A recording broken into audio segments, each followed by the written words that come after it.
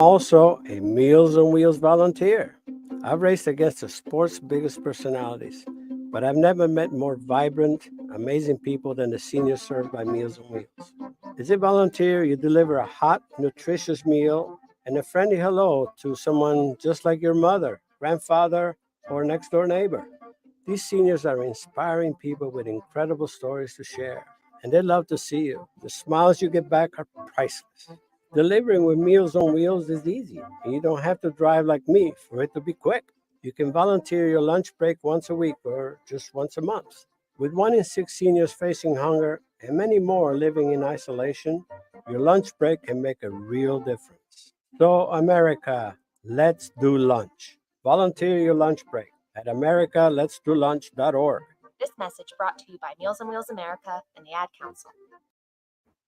Okay, Simon, what are you wearing right now? Nothing. That's right. And what do people normally wear? Clothes. Exactly. So now Mommy's going to teach you how to dress yourself. Clothes keep us warm, they look good, and if we go out without them, the neighbors will talk. So it's important to know how to get dressed. Here's how it's done. Underwear always comes first, name tag at the back, then pants, then shirt. Get the first button in the right hole or you have to start all over. If you're wearing a tie, it goes over, round, round, through, and pull tight. Tuck your shirt into your pants and zip up your fly. Socks going first, then shoes right on right, left on left. With shoelaces, just take the ends, cross them over, switch the loops. The rabbit goes down the hole, pull tight, and you're left with bunny ears. I love bunnies. Good to know. Now remember, spots don't go with stripes, socks don't go with sandals, and if you've tucked in your shirt, wear a belt. Got it?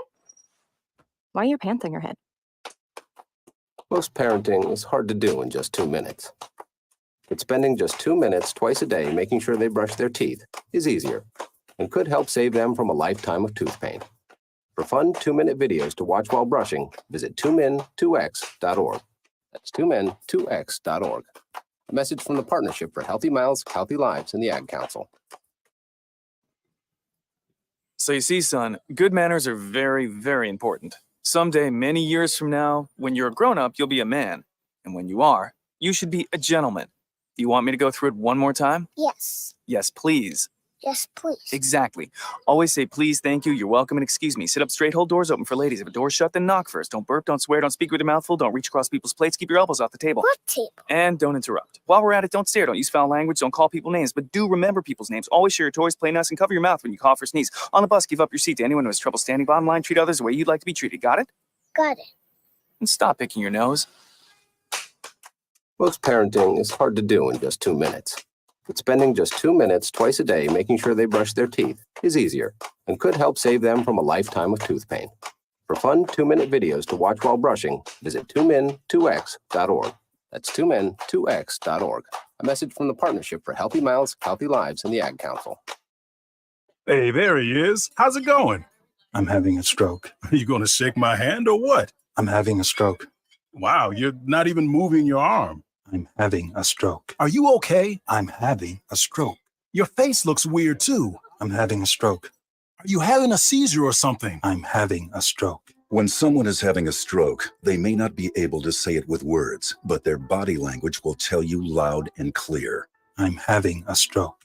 You just need to know the sudden signs. Look for FAST, F-A-S-T. F, face drooping. A, arm weakness. Or S, speech difficulty. Then T, time. Time to call 911 immediately, because the sooner they get to the hospital, the sooner they'll get treatment. And that can make a remarkable difference in their recovery. Know the sudden signs. Face, arm, speech, time. Spot a stroke fast. Visit strokeassociation.org. Brought to you by the American Stroke Association and the Ad Council. The average time a resume spends on an HR manager's desk is 7 seconds, and most of them are tossed aside. Now imagine if one of those resumes belonged to Yasmin, who was living in a shelter, juggling 3 jobs. I had to be resilient. That's something that you can't teach.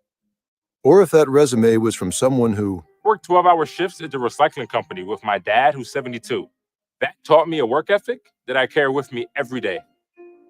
We rely so much on a resume, yet it could never tell the full story of someone. Growing up where I did, a lot of things could have gotten in the way of my goals. But I learned to push through, and that's what I bring to work every day.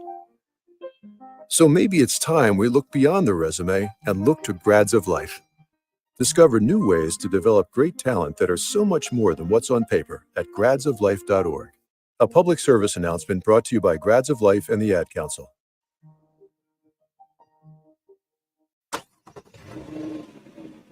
Of course my kid's in the right car seat. Well, I think he is. Yeah, my kid's in a booster seat. He was ready to move up. He is ready, right?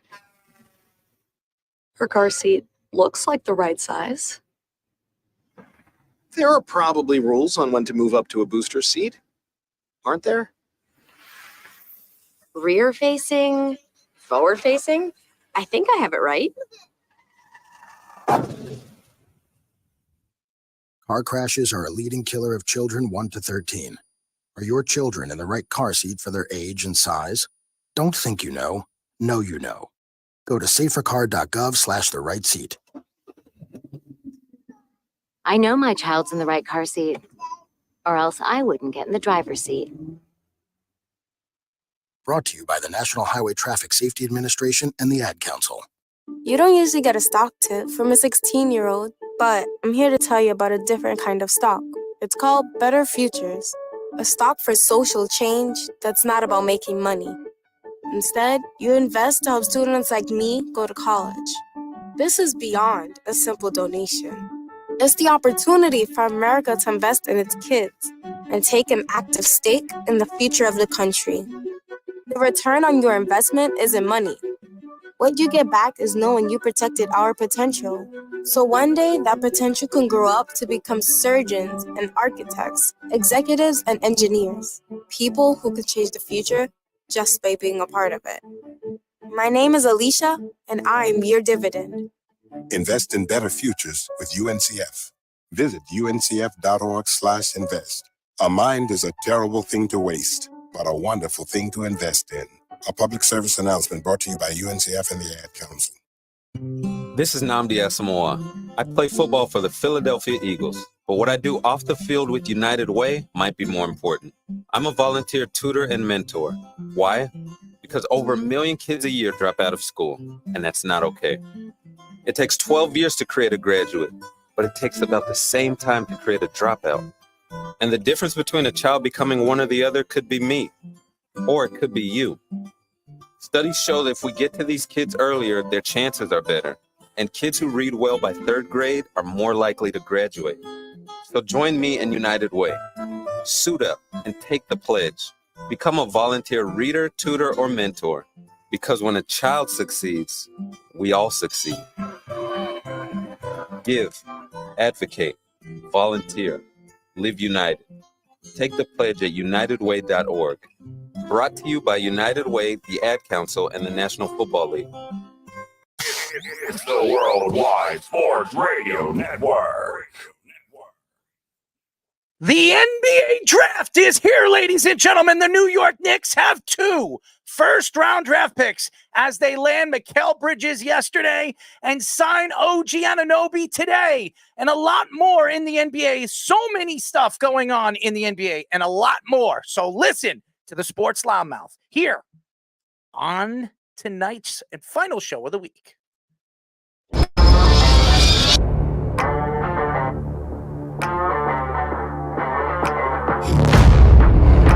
Doc Rivers is going to have Damian Lillard run very fast out of town.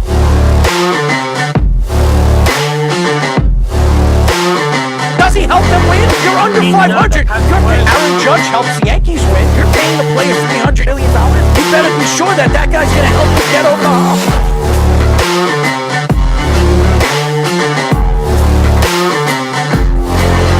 For some reason, this guy is completely lost on calling plays. Maybe he's a therapist.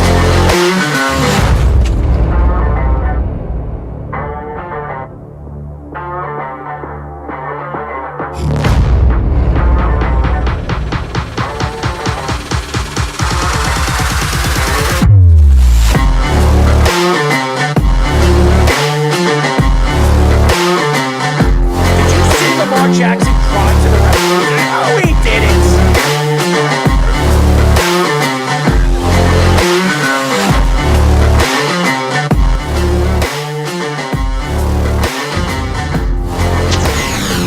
We are back for a new show of the Sports Loudmouth. I'm your host, Errol Marks, my co-host, Speedy, Petey, and our executive producer, Aaron Fishman, and our Sports Minute. Yes, Mr. Scoops, Tommy Scoops. Remember, you can call us at 631-672-3108, and you can go to our website at www.worldwidesportsradio.com. Check out all our shows throughout the week, including The Loudmouth with me and Speedy Petey, every single Tuesdays and Thursdays at 7 p.m. All you have to do to tune in and check out all our local listings for all our shows is go to our website at www.worldwidesportsradio.com. Speedy, what's up, man? Scrambling at the last second for this OG Anunoby trade. Scrambling would be the nice word to it. Yeah. I mean, for the way you were acting before the show, I've never seen you like that. Well, I had to change many things with Did you have to change your underwear? No. I mean, it looked like you did. No. I mean, you were getting a little crazy. That's like the you were getting a little 280th crazy, concern. Man. I've never seen you like that before, man. You look like your panties up in the bunch. Yeah, it was about that because I was posting our short on our illustrious YouTube channel. Our illustrious YouTube channal. And I was trying to get some information out for the structure of the show, and then everything changed with the OG Anunoby, the signing as well. So we have some more to add. Yes, OG Anunoby is now a New York Knick for the next 5 years. What does that tell me? What does that sell to me when it comes to the New York Knicks? I don't know, but we will get into it. A lot to get into. At 8 o'clock, we will be talking to the president of Scout Central, Dan Purcell. Also worked for the Pelicans front office for 10 seasons. So Dan's been on the show before. We're very happy to have him on again. At 9:10, we will be talking to Sports Illustrated Dolphins publisher, Mr. Alain Poupart. No, ladies and gentlemen, it's not poop. But hey, Speedy likes it, I'm just saying. I like him. I don't like poop. The Knicks trade for Mikal Bridges and gives OG Anunoby a max contract. What does that say to the New York Knicks? And moving forward, what does Leon Rose do in the draft tonight? We will get into that. Timberwolves may have to trade Karl-Anthony Towns because of luxury tax issues, especially with Karl-Anthony Towns is getting a lot of money, and they have to pay Anthony Edwards. So we will get into that. Heat gives Bam Adebayo a 3-year, $166 million extension. It's a big contract. Obviously, the Heat is starting to move away from Jimmy Butler. That's what I think. Jimmy Buckets could be traded tonight. I really do believe if there's a trade chip that they want, I could see Jimmy Buckets getting traded. And right now, Miami needs to make moves. The Knicks are making moves. The Celtics win a championship. They're in position. They just signed Drew Holiday. They have Porzingis for the next couple of years. I mean, the Celtics are going to be good for many, many years. So they need to make some moves. We'll see what Miami does after the draft. Former NBA agent Mark Termini sues Rich Paul and Clutch Sports for a contract breach. So interesting story. We'll get into it. And I'll say this. Rich Paul has been all over conversations throughout the NBA because I think he's got like 7 or 8 draftees that are going into the draft tonight. One of them, Bronny James. So very, very interesting. We will get into the Rich Paul saga because he's a part of so many things that are going on that I would say is not good for the NBA and not good for contracts. But we will get into that. Hard Knocks trailer released for the Giants shows the offseason interactions between Saquon and the front office. So very interesting story. We will get into the Saquon Barkley situation, which I think the Giants made a big mistake. We will see if he stays healthy 100%. If he does, the Giants are going to really regret not signing Saquon Barkley. So we will get into that a little bit later in the show. But this is really an all basketball show. It really is. And the New York Knicks are making noise. They're making a lot of noise.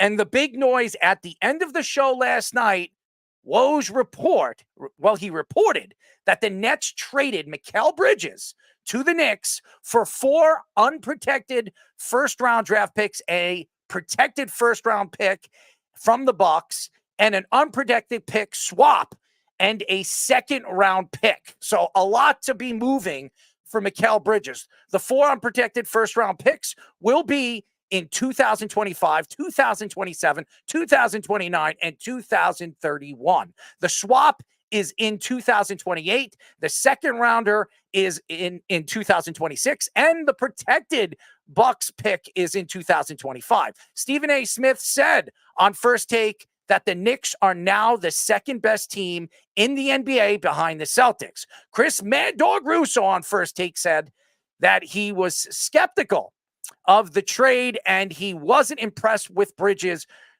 in his time with the Nets, saying they should have made the playoffs. Bridges averaged 19.6 points per game, 4.5 rebounds per game, and 3.6 assists per game last season.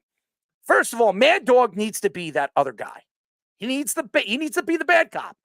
And Stephen A. Smith, we all know he wants to be the good cop. He's the New York Knicks fan. He's excited. And I'm going to tell you this right now. I am hot, ladies and gentlemen, so I had to wear something that was going to keep me from sweating. So I'm here tonight wearing my wife beater, and I'm just here to entertain you guys. So if you guys are questioning why my tattoos are showing tonight, and I'm not wearing a jersey, a New York Knicks jersey, I think that's too heavy right now in the studio. But Chris Mad Dog Russo has never been a Knicks fan. He's never been a Knicks fan. And if you ever listen to, obviously, Mike and the Mad Dog, obviously, Mike Francesa was a New York Knicks fan. And for the years that Mad Dog was a part of that show, he always had some shots taken at the New York Knicks. Even in the 90s when Pat Riley was there and Patrick Ewing, and Charles Oakley, and all those Knicks teams, he wasn't a big fan of that team. But Stephen A. Smith on his show, A First Take, was very excited. And you should be very excited for the New York Knicks. Giving up draft picks, you can never predict what those draft picks are going to be in the future. You don't know what those picks are going to be. All those picks could be in the 20s or the 30s. That's where they could land. So what did the Nets get out of it? Well, they get a happy Mikal Bridges because he didn't want to be there. He never wanted to be there. And I was saying that in the middle of the season, I wouldn't be surprised if Mikal Bridges sometime in the offseason gets traded to the New York Knicks. Now, I'm not saying I'm always right, but that was my prediction. And Mikal Bridges is a good player. He's a good two-way dimensional player. If you watched Villanova, if you remember those teams, those two championship teams with Josh Hart and Dante DiVincenzo and Mikal Bridges and Jalen Brunson, all four guys were so very important to those teams. And now they're playing together on one team. And the Knicks need players that have that understanding on how to play together. And now you have four guys that have been playing with each other all through college. And now three guys that have been playing for one full season as a New York Knick. When you look at the Knicks, and now you have Julius Randle when he's healthy, coming off the shoulder surgery. Dante DiVincenzo. Precious will be back this year.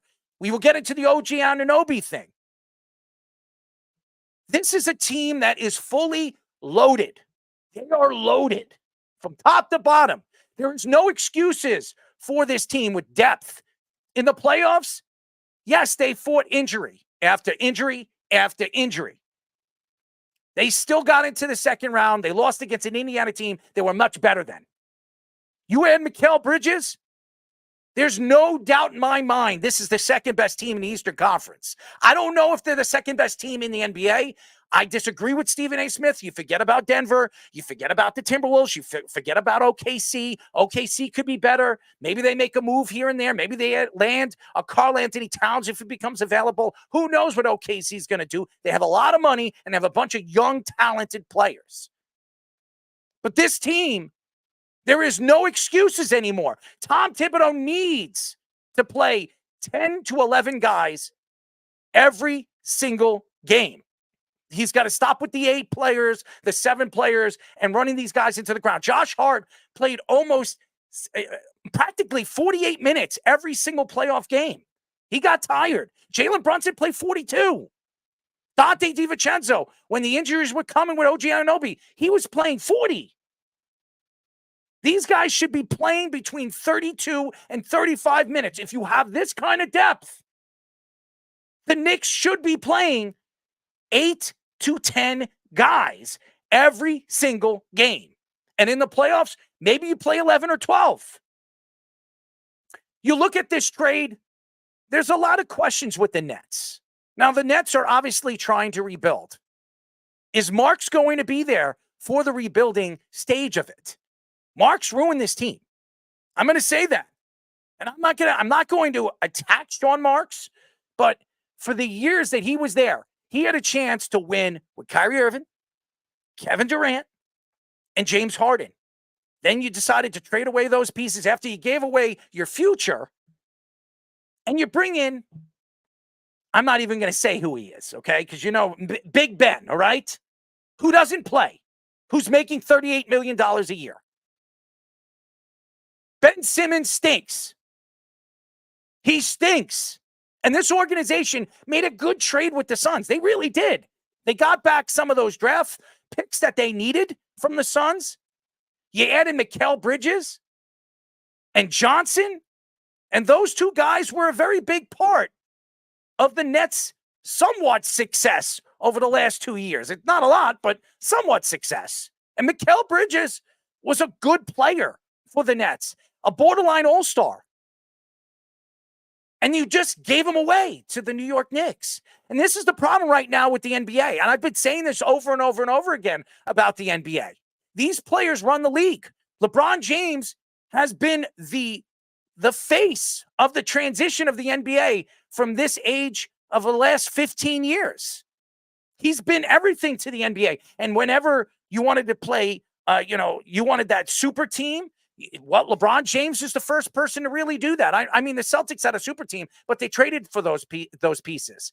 I mean, LeBron James went to play with Dwayne Wade and Chris Bosh. Chris Bosh signed with Miami. They built that three-dimensional talented team over the years. Then they brought in Ray Allen and all those good players to win those 2 championships. Then every team started to do that. Now it's not working like that anymore. Now it's kind of starting to transition. You need that strong bench.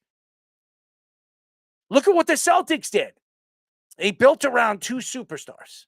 That's what they did. And they built a team that has so much depth. Kristaps Porzingis and Drew Holiday and White. That team, over the last 2 to 3 years, what Brad Stevens has done has been absolutely unbelievable. He built that championship team. I have to give Brad Stevens a lot of credit. How many coaches have the Celtics had in the last, I would say, 7 years? They've had, what, 3? 2. Or 3, you're right. Udoka, so yeah. They've had 3 coaches. And you look at what the success they've had over the years, too. How many Eastern Conference championships have they been in? 5. How many championships have they been in? 2. That's success. And the Knicks are trailing right behind the Celtics. They have never come to that success. And now you have the team. You've built this team. You brought in Jalen Brunson. You hit a home run with Jalen Brunson. You got lucky. And Jalen Brunson took a lesser contract to stay with the Knicks. Take $160 million. He would be paid $50 million. Do you know that OG Anunoby just signed a contract and he is making more money than Jalen Brunson, who was the best offensive player in the Eastern Conference last year? Just think about that. Mikal Bridges was a slam dunk for the New York Knicks. Does this bring them over the top against the Celtics? No, I don't know. We have to see how this all is going to work. How Julius Randle is going to handle Mikal Bridges in the lineup. Because it took him a while to deal with Jalen Brunson and realize he's the number 2. He's not the number 1 anymore. And is Leon Rose going to accept that Julius Randle is not going to be a problem this year now that Mikal Bridges could be the number 2? Or OG Anunoby could be the number 2? There's a lot that Tom Thibodeau, with obviously personalities, how is this going to work? But what we see with the New York Knicks is Leon Rose knows what he's doing. Worldwide West knows what he's doing. This organization finally understands how to build a winner. The question is this enough to get them over the top? Is this enough to beat Denver, OKC, or any of those teams, those top teams in the Western Conference? If they can get out of the East, if they have to get through the Celtics or the Bucks or Miami if they make a move here and there. Because Dame Lillard is still out there. There's a lot of questions here. Stephen A. Smith has every right to be excited. You Knicks fans, I'm a Knicks fan, but I say you because I see all over social media, this is a championship year. It's championship or bust. Don't say that. Don't jinx this team. This team has a chance to be sensational. This team has a chance to be one of the best Knicks teams we've ever seen. Definitely in the last 40 years. The problem is, with all this talent, how does this talent work? We all know those other four guys, Josh Hart, Dante DiVincenzo, Mikal Bridges, and Jalen Brunson. They know how to work together.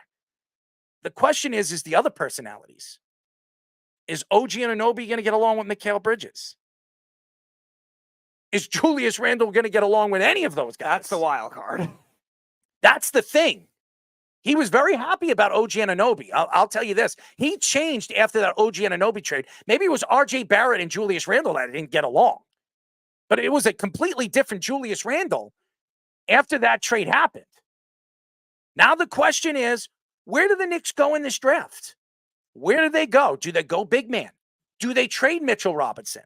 Because Mitchell Robinson can't stay healthy. They need size. Now, they could go small, and we look at their lineup right now, the way the lineup is set up, it would probably be this. Jalen Brunson at the 1. I would say right now, I would put OG as my 3. I would put Mikal Bridges as my 4 and Julius Randle as my 5. And at 2, you could put Dante DiVincenzo there. You could put anybody over there. You could put Hart there. You could decide, but Hart would probably come off the bench, probably play with the second team. That's probably where the Knicks will go with the depth and maybe switch it around and see how it works. But this starting lineup is one of the best starting lineups in basketball. You could say whatever you want. It is. How is it going to work? And in the Eastern Conference, Joel Embiid, obviously, he's not very happy with the 76ers. Where does that turn out to be? Maybe Joel Embiid becomes available. Maybe he goes to another team. Maybe he goes to Miami. Maybe after signing Bam Adebayo, maybe that's just a selling point to trade Bam Adebayo to the 76ers for Joel Embiid, and maybe they get Dame, and they have a super team over there. Who knows what Miami's going to do? Miami, I'm telling you, Pat Riley is not a stupid man. And they have the best coach in the NBA. Say whatever you want. Eric Spoelstra is the best coach in the NBA. He can coach anybody. He can coach you, Speedy. I don't know if you'd be any good, but he can coach you. No, I would not. But that's what I'm saying. The Knicks have become a super team in the Eastern Conference. Now, how does this work?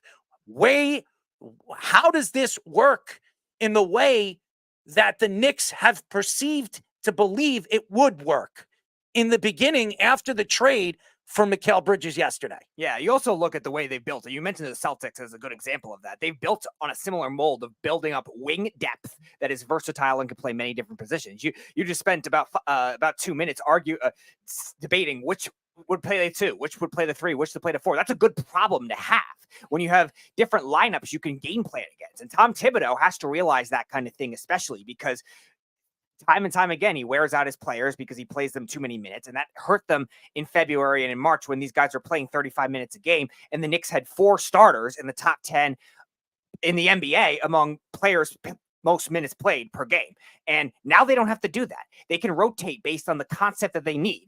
And they have so many different types of wings. Now adding Mikal Bridges, who's a much more well-rounded player, to be able to do that. OG Anunoby is not going to be the volume scorer type, but he brings a lot of defense. Dante DiVincenzo can be the volume scorer type that brings some defense. If you need more offense, you could rotate that kind of thing in. They have a very similar model to what the Celtics have had, with a point guard in Jaylen Brunson that's offensively electric as well, and was a top 5 MVP voter guy for a reason. Now, you're right. The big man, I think the power forward, the center types, they have to figure that out. And I would encourage them to do that in the draft tonight, if they could find a way to make that work, because odds are you're not going to be able to keep Mitchell Robinson healthy, or like you said, they could trade him if they have to figure out this luxury tax salary cap situation because of the deal it just gave to OG Anunoby. No, and OG Anunoby, we will get into in just a few moments. We will get into the contract that he just signed, a 5-year deal worth about $212 million. That was the contract.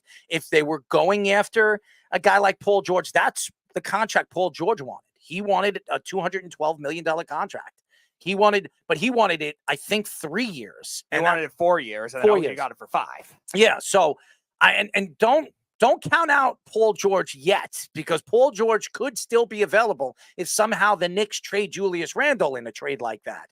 So it's not crazy to think that the Knicks could still land Paul George. I don't know why they want to, but he could still be available for the Knicks to make a move for, especially Julius Randle is making about $30 million a year. So Paul George would have to take less to go to the Knicks.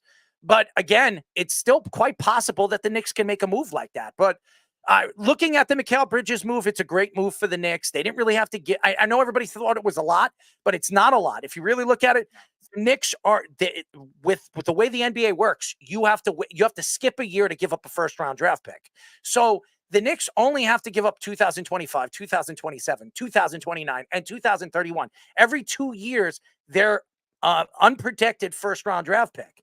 But those picks, with the talent that they have now, and you look at Jalen Brunson, he's going to be 27. Mikal Bridges, he's 27. You look at right now, Josh Hart, 28. I mean, this is a young team. This is a team that's going to be good for the next 3 to 4, maybe even 5 years. So by the time the Nets get a good pick out of this Knicks, these unprotected picks that the Knicks gave them, it could be in the 20s every single year for the next 6 to 7 years. So by the time 2031 comes around, maybe it's a lottery pick, maybe not. Look what Dallas did to the Knicks. Yeah. They stole Porzingis, even though he didn't do anything for him. He did win a championship with the Celtics. But, I mean, if you look at the big picture right now, the Knicks lost that trade. They got nothing from Dallas. Nothing. And Mark Cuban screwing us last year, too. And they're actually getting one of Dallas's picks tonight. Finally. They're getting one of their picks. And by the way, they didn't have to trade it away either for tonight. So the Knicks still have their 2 first-round draft picks coming up this year. So the Knicks are still positioned to get a pretty good player, a youngster to come and play with the talent that they have over here. And maybe they can add to the talent that they absolutely have a chance to really prove that they can compete against the world's best in the NBA. Right. And you look at the combination of what it does for the Knicks and for the Nets, because you're right. The Knicks traded draft picks that are so far away. A lot besides next year, a lot of them because they alternated the years. The other one, the 2026 pick, is the Bucks pick, so they don't even have to worry. That's not even dependent on what the Knicks are. The Nets standpoint, from what I'm hearing, is they're trying to bank on the depth of the draft, and we'll talk about the Kevin Durant and the Rockets rumors in a bit too. The Nets traded some picks there as well to try to bulk up on next year and the year after between the Suns picks and what they just got in this trade. But you're right, they're not going to have an obvious lottery pick type scenario either, because the Knicks are going to be, assuming everything goes right, what they should be, good for a while. And the Rockets, they could be rising to be good for a while too. And anybody that has taken shots at Leon Rose over the last couple of years because he doesn't show up to press conferences, he doesn't really speak to the press or speak to anybody writing stories about the New York Knicks. Why? Why does he need to speak to anybody? Everything that he's done turned to gold. Every single thing that Leon Rose has done for the New York Knicks and this organization has turned to gold. Everything. Home runs. Go look. If he doesn't do anything else, he just laid in Mikal Bridges and Jalen Brunson for nothing. And everybody's going to say, wait a second, he didn't get Mikal Bridges for nothing. If you look at the position that the Knicks are in the Eastern Conference and how bad the Eastern Conference really is, they're very top heavy, really 4 or 5 teams. That's it. The Knicks are going to be good for the next 5 to 6 years. Those picks are going to be nothing. They're not worth anything. The only pick that's worth something, he gave away to the Nets, and that's the Bucks pick. But we don't even know how good the Bucks are going to be next year, because the Bucks could make a move. Maybe they add Karl-Anthony Towns to play with Giannis. Who knows what they're going to do? Maybe they sign Dame, and then they get Karl-Anthony Towns. Who knows? I'm not saying that's going to happen. I don't know what they have to trade, but anything is possible. It is not done. The offseason just begun. The fact that the Knicks have made splashes back-to-back nights, because if you look at it, yesterday was Mikal Bridges, and today OG Anunoby signs with the Knicks, and he was one of the best free agents available going into free agency this year. So the Knicks sealed the deal with OG, and now they get a guy, Mikal Bridges, who they have control of for the next 2 years, and they have control of for Julius Randle for the next 2 years. So this team, their window opened last year, and their window is going to be open for the next 2 to 3 years. So they should be electric for the next 3 years. And we'll see what Leon Rose does. He is not done. I believe there's probably a couple of moves that he can make, a couple of small moves maybe. I mean, Brown's still available. He's a player that the Knicks really, really like. Maybe they get him. Maybe they make a move to bring him in. And maybe he takes less money to come to the Knicks because he has a chance to win a championship. So a lot to get into as the draft is right over here. We'll get into the draft. When the draft starts, we'll go from pick to pick, and we'll talk about some of the players. I've done my research. Speedy knows his stuff, and maybe we'll have other people call the show and give us their thoughts to some of the picks that went from the top 10 to really the bottom of the 20s and the 30s. So a lot to get into, but OG Anunoby is a big story, and I wanted to give him his own spot. I really did, and OG obviously wanted a good contract. I thought he was going to take less. I was wrong. OG Anunoby obviously took a big contract today. Woj reports that the Knicks will give OG Anunoby a 5-year, $212 million contract. The deal will also include a player option and a trade kicker. OG wouldn't have been eligible for a 5-year deal if he entered free agency. The Knicks were able to keep him through bird rights. Reports say that the 76ers were willing to give OG a max contract if he became a free agent. OG had 14.1 points per game, 4.4 rebounds per game, 1.5 assists per game last season with the New York Knicks. And if you look at the Knicks record, when OG was in the lineup, they were 26-6. He was a difference maker for the New York Knicks defensively, especially around the perimeter. The Knicks have been looking for a wing defender forever. And OG Anunoby was a slam dunk. At first, when the RJ Barrett trade came around, I was questioning it. I didn't like it. But when you look at and you get a chance to watch OG Anunoby play every single day, and I spoke to Jeff about this. He says, I watched OG. I don't think Knicks fans understand how good OG Anunoby was until you get a chance to see him day in and day out. OG Anunoby is a great defender, one of the best in the league. As far as shutdown defenders, there might be 3 guys better than him or even at his range. That's how good he is. He's that kind of player. The fact that the Knicks lost him against Indiana, that crushed them. That hurt them. That was one of the reasons why the Knicks lost against Indiana. When he went down with the hamstring problem, the Knicks went down. OG Anunoby plays a big factor in where this season could go. If he could stay healthy, that's the question. Mikal Bridges is just an addition to what this team was last year and what this team could be this year.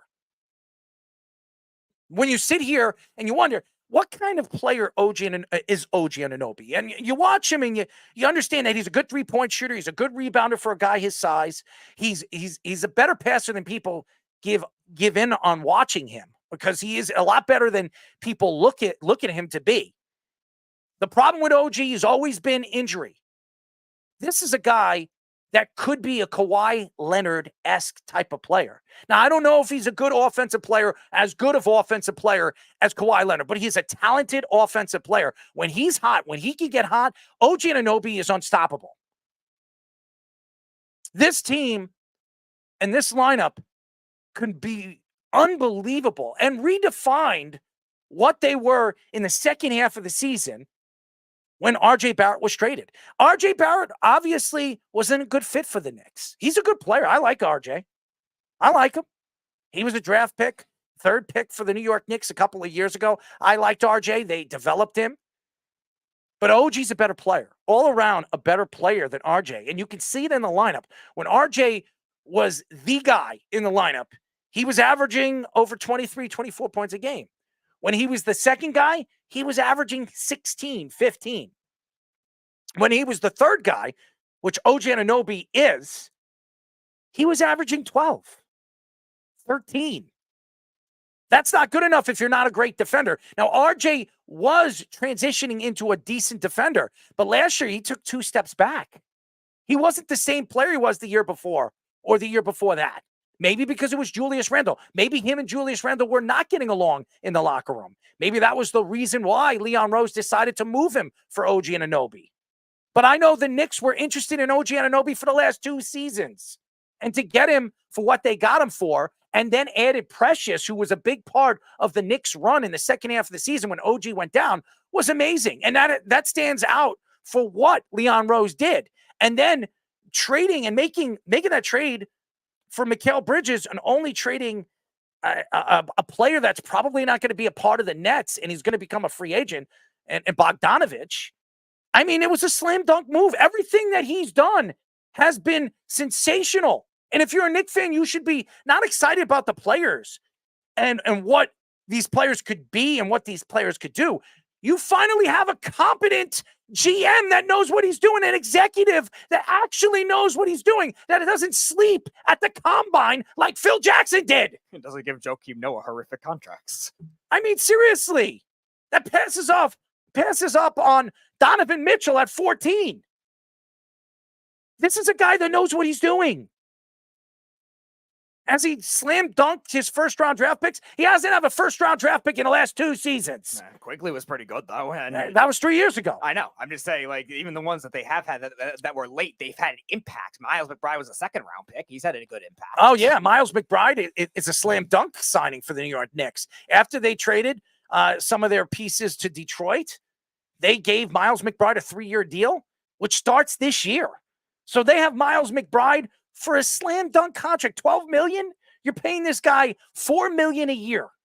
Miles McBride, who was a big part of the New York Knicks offense in the second half of the season. He didn't play well in the playoffs. Remember, he's a young player. He finally got his chance to shine.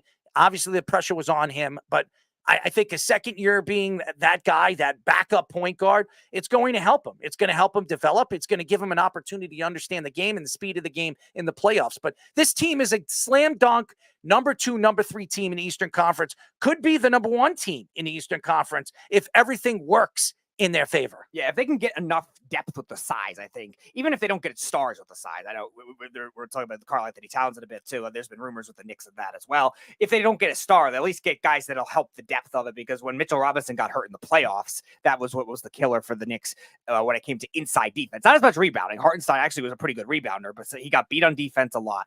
That's really the only weakness the Knicks have when it comes to just their overall 15 players that they have. They have so much wing depth, so much versatility. They have one of the best, if not the best point guard in the NBA with Brunson. And they have a guy in Julius Randle that's a volume I wouldn't scorer. say he's the best point guard in the NBA. He's right there, top 3. Right? I mean, there's a couple of really good point guards in the NBA. I mean, you can argue Halliburton. He's right there. I mean, you can. Did you hear that Fox is not signing the extension? He is not signing with Sacramento. He is going to go to free agency after next year. Did you hear about that? Interesting. I guess maybe they're one of those. De'Aaron Fox will not sign with Sacramento. Yeah, it's interesting. They're one of those teams. I guess we were talking about with the Pelicans last week, and we'll have a Pelicans guy on the show in a bit as well. And the Kings, another team that's maybe right on that realm of the crossroads of are they actually contenders in this now loaded Western Conference? I mean, there was stories coming out that Sabonis could be traded this offseason. There was conversations about that. They were actually my team in the West that I thought was going to take the biggest leap this year, and they really didn't. I actually picked them. I had the Nuggets like you did repeating, but I had the Kings as the other team in the West Finals at the beginning of the year because I thought they just needed a little more depth and size. And don't count the Denver Nuggets out, because I think Denver can make 1 or 2 moves this offseason that can help this team out and get them over the hump. I think Denver's still one of the better teams in the NBA. They have the Joker there. Murray needs to show up in big games. That's something that he didn't do this year in the playoffs. And Porter, he's got to stay healthy. That's been Michael Porter's problem for his career, even in college, was staying healthy with his back problem. So I think Denver is not done. I think they could be there next year. But again, De'Aaron Fox could be available this offseason. He could be available tonight. He could move. He could be moved. Sabonis is another guy. Karl-Anthony Towns is a name that everybody keeps talking about. So, I mean, I think the Knicks are done with the big slam dunk moves unless they trade Julius Randle and they land a Paul George. I think Paul George more than likely is going to head to the 76ers or one of those other teams. Yeah, that sounds like a perfect Daryl Morey move. Yeah, so I don't see the Knicks, after giving OG Anunoby $212 million, I don't think they could give another player that kind of money. So I think the Knicks will stay packed and decide what they're going to do after the draft, or do something during the draft to add a veteran player to be a 7th man or a 6th man off the bench. So we will see. I don't think they're done. I don't. I think Leon Rose believes that this team, the way it's built now, is they got the missing piece. I said that the Knicks were missing that one piece that can get him over the hump. I think Mikal Bridges is that guy. I think he's that type of guy that can help him get over the hump. This is a championship team. There's no doubt about it. Any Knicks fan should see that to be a championship team after the Mikal Bridges. And Leon Rose he's out there trying to spin the wheel and make the deal, because in the last 24 hours, he's made two really, really solid big moves to make this team better. Yeah, and the depth and versatility, I think, is going to be very key. We were talking about with the Nuggets, why they didn't repeat this year. One of them was, like you said, Jamal Murray not playing well. But the other one, I think, was some of the bench trades they tried to make, and it didn't work out as well. And Minnesota outdid them in the playoffs. And that's where we're talking about with the RJ Barrett and OG Anunoby trade. Like, while on paper, it didn't seem like it was great at the time, Barrett had a lot of upside. He's very athletic. And like you said, he improved each year. But at the same time, OG Anunoby is, from an efficiency standpoint, a lot more of what this Knicks team needs, because RJ Barrett had a lot of turnover problems. He was shooting bad from three at certain points when he was shooting at a higher volume. And OG Anunoby doesn't have to be that type of player. Even though he's a good 3-point shooter, he doesn't have to shoot the ball a ton. And they have enough depth now to alleviate that. So what do the Knicks go? Where do the Knicks go in the draft tonight? Does Zach Edey sit there at 20? Where are the Knicks drafting? 25, 26? Is that where they are? Or 26, 27? That's where I think the Knicks are landing right now. Let me see. The Knicks are 25 and 24. So that's where the Knicks are, 24 and 25. Do the Knicks try to move up to get a Zach Edey if he falls out of the lottery? I mean, Zach, he's big, 7'4", big man, 300 pounds, has the ability to be a good rebounder in this league, a good blocker in this league. The problem is his athletic ability. Can he run up and down the court? Does he get tired too quick? That's the problem. I mean, he's dragging a huge amount of weight. We've said that about Zion Williamson over the last couple of years. That's been a problem for him. He needs to lose weight. Now, Zach Edey is not fat. He is built like an ox. He's muscular. So to cut muscle is even harder than cutting fat. So it's going to be very interesting. I think Zach's going to be a good player in this league. I really do. But I think that's where the Knicks need to look. They need to look. I don't think they need to look at guard. I know everybody keeps saying they should be looking at guard or forward. I don't think they need it. They got McBride. They got Brunson. I think where they need to look is either another wing defender to play behind OG Anunoby. That's what they need. A guy that can give you probably 10 or 11 points off the bench. Or you go after a big man, because I think Mitchell Robinson can't stay healthy. And the problem is you gave him a really good contract about a year ago. He still has 3 years left on the contract. He's making, I think he's making around 15, 16 million for a big man. That's one of the better defenders and one of the better offensive rebounders in the league. I think you could get something for a guy like Mitchell Robinson. Now, if you trade these two picks in Mitchell Robinson, maybe you can move up to 16 and get one of those foreigners, those European players, the Australian kid that could be falling out of the lottery. So there's a lot to get into. I mean, Speedy, you know the draft. You know these players better than anybody does. You watch a lot of college basketball. If you are the Knicks, do you move up? Do you see the Knicks moving up to get a specific player that really stands out that you believe automatically can help them get over the hump? I don't know if they have to necessarily move up, because I think just in general with the way the NBA works now, I think a lot of the big men are just falling in the draft. You really need to be a generational talent when it comes to like being a well-rounded player. And I don't know if the Knicks really need that from the power forward or center position, because the Knicks already have so much of the concepts already there. And I think a lot of those Big Ten centers, like you were saying with Edey, I think that would be a good scenario for the Knicks. Like he's the flashier one, but there's a couple others in the Big Ten. There's a kid Ware from Indiana that could be good. He's a good rebounder, good defender inside. That he's a tall guy. Baylor has a center that's very good as well. That I think he played like 5 years and very experienced guy. And yeah, that might make a difference when it comes to age. But I think the Knicks don't really need that. They just need more combined production where they're not getting beat inside on the defense. And they're probably going to lose Hartenstein. I know the Knicks are trying to get him back with the bird rights, but you got to expect he's going to get more money elsewhere. And like you said, Mitchell Robinson. OKC. Yeah. I predicted that, by the way. Mitchell Robinson, again, if they can't trade him, you still get him on a good value. And he's, again, an impact player in those two areas of the game when he is healthy. So I would try to I don't know if trading both picks up to trade up to get one player. I think I'm better off trying to just take the two players, get more depth in that area, where I think if Robinson has these injury issues again, they don't have to play small all the time because how badly that hurt them in the playoffs in certain instances. They like this kid, Ryan Dunn. I've been reading a little bit about him from Virginia. He's a good defensive player, versatile. He can shoot the three. He could give you probably between 11 and 13 points off the bench. Some people think his athletic ability could turn him into a pretty good NBA talented player. So I don't know much about Ryan Dunn. I didn't watch a lot of Virginia games. But, I mean, Speedy, you watched a lot of Virginia games. What type of player is Ryan Dunn? I like to make fun of Virginia, as you know. But what type of player is Ryan Dunn? But Ryan Dunn is interesting because he's that typical – Virginia really bolds these guys mold into 3-and-D guys a lot of the time. Now, their offensive production, obviously, with Virginia is never always great. But you look at guys that have done well in the NBA, a lot of those – Virginia players like Malcolm Brogdon. Malcolm Brogdon is another one of those types of guys. The Pelicans have one. I'm drawing a blank on his name offhand. That was on the 2019 championship team. That he's a 6'8" 3-and-D type of guy. So that it's interesting to see if the Knicks wanted to add that other second perimeter defender, they could definitely go in that kind of direction as well. I just still think they really need the size a lot more. I think the Knicks have to focus on guys that could be better inside defenders. Now, I'm not saying that was the only thing that went wrong for them in the playoffs, but I'm not against the idea of drafting another 3-and-D guy. I think they can maybe wait a little longer, especially now bringing in Mikal Bridges, who's a good defender too, and having all that wing depth too. McBride, I know his offensive numbers were streaky, but the defensive prowess he still has is really good too. And also, it's all about how does it fit in the NBA? Obviously, his IQ, his basketball IQ, what type of player is Dunn?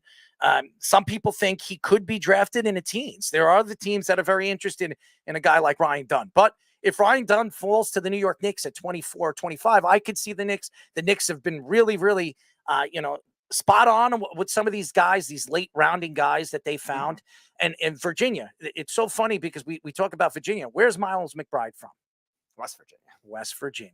So to me, I know, and I say this all the time. I say this about the Jets, and the Jets like looking at other teams, certain teams from different places.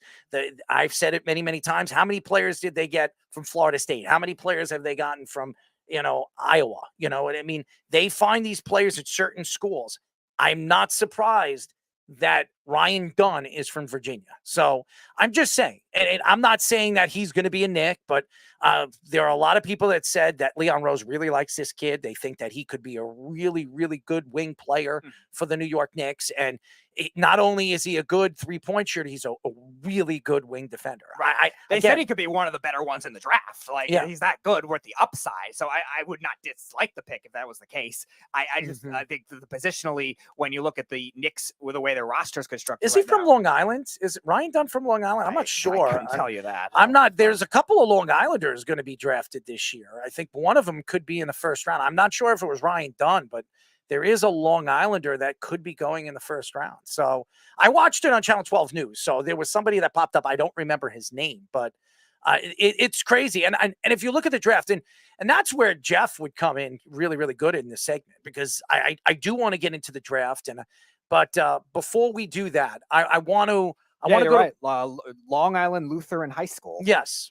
I knew Ryan Dunn was from Long Island. So that could be an incentive then in that case. Well, I don't know if it's an incentive. I know that Leon Rose would love to bring another New York guy to come in, work under OG Anunoby, learn under these great young players that they have on their roster right now.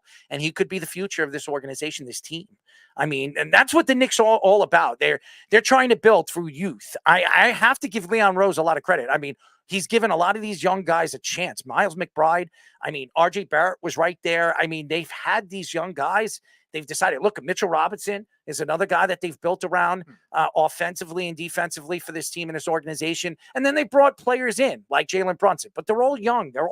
They have a young team. They have a young roster that has a chance to really make big time moves over the next 2 to 3 years. The question is, they need those minimized pieces that can really take them over the hump, especially in the playoffs, because the Knicks, they didn't have the depth. When push came to shove, When OG went down, this team was not the same team they were in the second half of the season when they were 100% healthy before Julius Randle went down.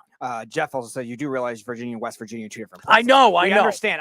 We do know that. I think what Errol was getting at is not necessarily the type of program that the Knicks like to go after. It's just the region. Like there's a regional scouting aspect of many different teams and leagues will have scouts that focus on just one region of the country, and I think that's more of what he's getting at. Look at the Knicks. Look at the Jets. I mean, go look at the regions they look at. Obviously, West Virginia with Bob Huggins there and Virginia with Tony Bennett are two very different styles of basketball. We're not saying that the programs are built exactly the same and they have the same types of players that go into the NBA draft. But you look at the regional aspect of what the Knicks like to draft, there could be focus areas that come into that when it comes to the Knicks focusing on bigger schools like Kentucky. They had all those Kentucky draft picks for a while. They brought it for a while. Now and then none of them ever worked. Right. And now now you have all the Villanova ones with the trades and stuff. But even so, there's different teams that focus on these schools a lot more when it comes to the power schools, and the teams that will take a chance on smaller schools too. There's always those kinds of things. Like we talked about, I mean, I know Jeff likes to claim he's not a Patriot fan, but the Patriots focused on so many guys from smaller schools when they were drafting, sometimes more than the other teams, because Bill Belichick had different aspects that he liked. And that kind of concept can be applied in the NBA as well when it comes to regional drafting.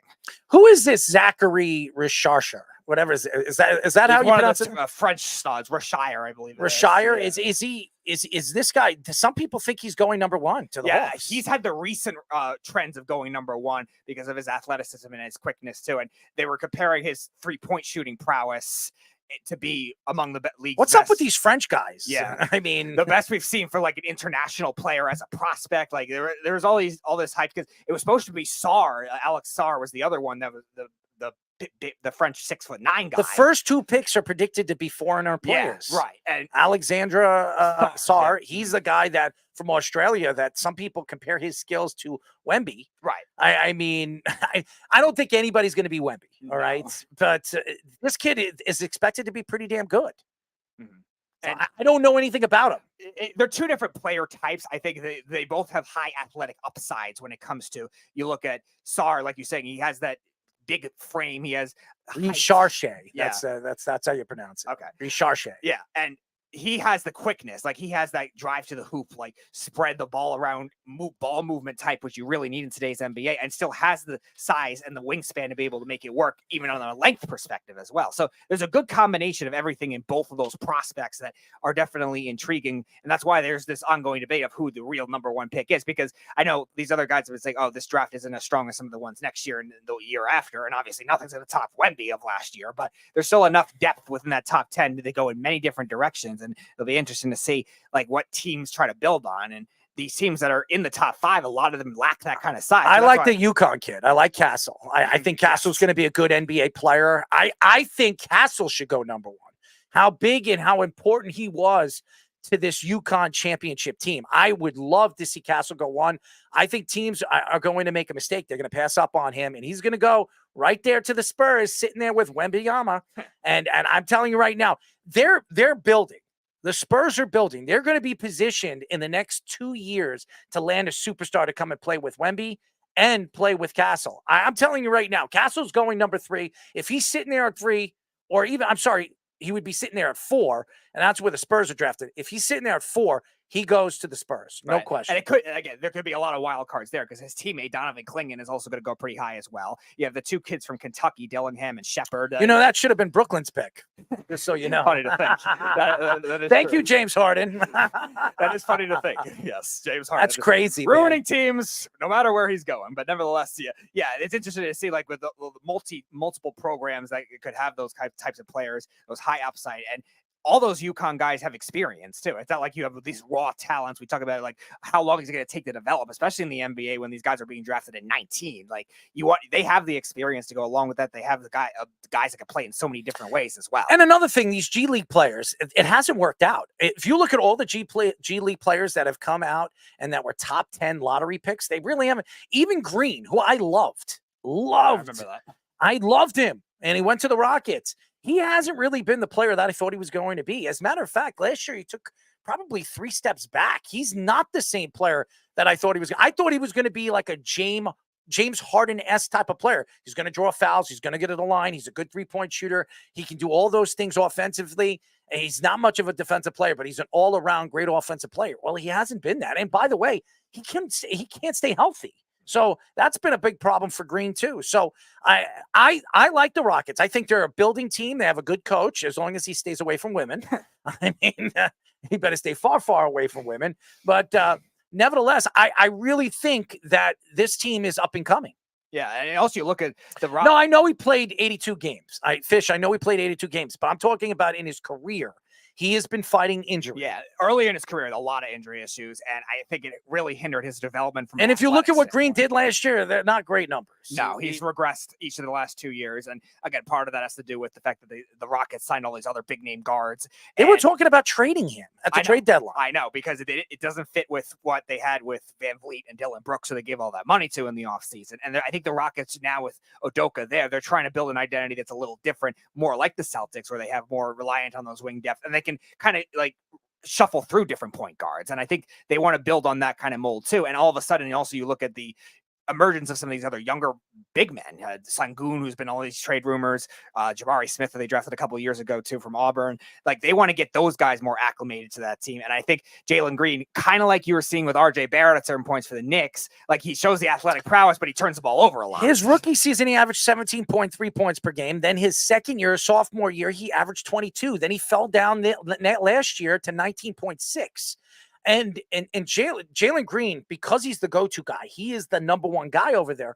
He should be putting up 25, 26 points. If he's shooting as much as he is and shooting a lot of shots, he's putting up a lot of shots every single game. He should be averaging 25, 24 points a game. So that's been a big problem right now for the Rockets. They're not getting consistency. They have a bunch of good young players. Right. And like I said, they have a very good coach, and the organization's rebuilding, and they have a ton of draft stock for the next couple of years. Thank you to the Brooklyn Nets. But I mean, this is an organization that right now in the Western Conference should really be better in position than they are right now. And don't trade for Kevin Durant. Don't do what they did with what they might. Don't do what the Suns did and all of a sudden ruin everything, because we've seen this story before with a lot of these teams that they build up all this young talent and then all of a sudden it's gone because you're trying to create a LeBron type big three, and then all of a sudden LeBron is the only one that can get that kind of thing to work. Have we ever seen Kevin Durant get that kind of thing to work? Have we ever seen these other guys try to get the kind of system to work? No. A lot more to get into with basketball. The NBA draft is just about to start. It's 7:58, 8 o'clock. We're going to get into the Timberwolves and maybe trading Karl-Anthony Towns because of luxury tax. The Heat give Bam Adebayo a 3-year, $166 million contract. And a former NBA agent, Mark Termini, sues Rich Paul and Clutch Sports. So we will get into that as well and much, much more. But our first guest of the night, in just a few moments after our Sports Minute, we will be talking to the president of Scout Central, Dan Purcell. But first, our Sports Minute with Tommy Scoops. This is the Sports Loudmouth Sports Minute. Are you ready to get loud? With Tommy Scoops.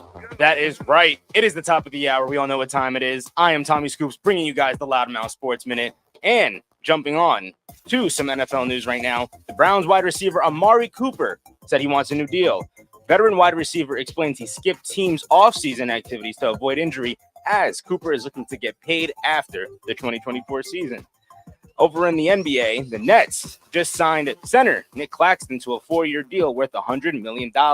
Claxton was drafted back in 2019 and will remain in Brooklyn for the next 4 years. Lastly, after the Knicks gave a max extension to the forward OG Anunoby, reports say Anunoby had a max offers from other teams but opted to stay with the Knicks and build a true contender in New York. Time to go over scoops and scores right now. We're currently, as a rundown in the MLB games, right now the Yankees and Mets are currently tied at 0 apiece, with Cleveland and Baltimore also tied at 2 apiece right now at the bottom of the 5th. Right now, St. Louis has a 2-0 lead over Atlanta at the top of the 4th, and Boston and Toronto are both tied up with 0 on the board. That is currently all the time I have for you guys right now. I'm going to kick it back to the boys for their next guest on the Sports Loudmouth. This is the Sports Loudmouth. No, I won't. I don't drink a lot of milk. I'm not licking anyone. You sound like a frat boy. Chocolate's a good flavor. 99% of the world would too. 631-672 3108 is the number to call. You're listening to the Sports Loudmouth. I'm your host, Errol Marks, my co-host, Speedy Petey. Remember, you can go to our website at www.worldwidesportsradio.com. Check out all our shows throughout the week, including the Loudmouth with me and Speedy Petey every single Tuesdays and Thursdays at 7 p.m. All you have to do to tune in and check out all our local listings for all our shows is go to our website at www.worldwidesportsradio.com. And now, ladies and gentlemen, he's been on our show before. We're very excited to have him on again. We're now talking to the president of Scouts Central, our friend, Dan Purcell. Dan, what's up, man? Hey, how you guys doing tonight? Best night of the year. It is the best night of the year. There's a lot to get into, obviously, basketball. And the New York Knicks made a big move last night. They had Mikal Bridges. Your thoughts to the move? Does this bring the Knicks over the top in the Eastern Conference? If it's not, they're right there in Game 7 in the Eastern Conference. I mean, I thought Indiana was going to be that, perennial contender for them, but now with this move, I mean, you're talking about 1 through 5 being able to guard 1 through 5. It's going to be crazy to watch Tibbs throw his defensive schemes with 5 guys who all can guard. The only one that probably can is Brunson on a 5. Otherwise, they're going to be able to switch and help and be fast and long and athletic and run, and you have to be able to match up with Boston's wings, and if you can't do that, you're going to lose to them, and it was proven in the finals. Yeah, so the size now with the Knicks is probably what they have to prioritize in this draft. Any NBA draft prospects you would think with the Knicks with their current picks, or if they even trade up? I mean, I would actually look for them to be more aggressive. They're showing that they can be aggressive right now. The problem is they don't have much left after this, right? So there's going to be an issue of value. But I have heard that they are trying to move up to get Messi, Yves Messi from Baylor. I have heard that in multiple circles. The problem is I don't know if they have enough to get up to 16, 17 because Oklahoma City is also looking at Messi and possibly trading later into the first, about 18, 19, we'll say, with their treasure trove of picks to go get him. So it'll be interesting to see if they can move up and get him. As everybody knows, we are talking to the president of Scout Central, Dan Purcell. Also worked with the Pelicans front office for 10 years. Fantastic personality, knows his basketball. Dan, you look at where the Knicks are and where they're sitting. They added OG Anunoby. Now he signed a 5-year, $212 million contract. Some people thought he was going to take less money, but there is no way the Knicks are going to bring in probably Paul George now.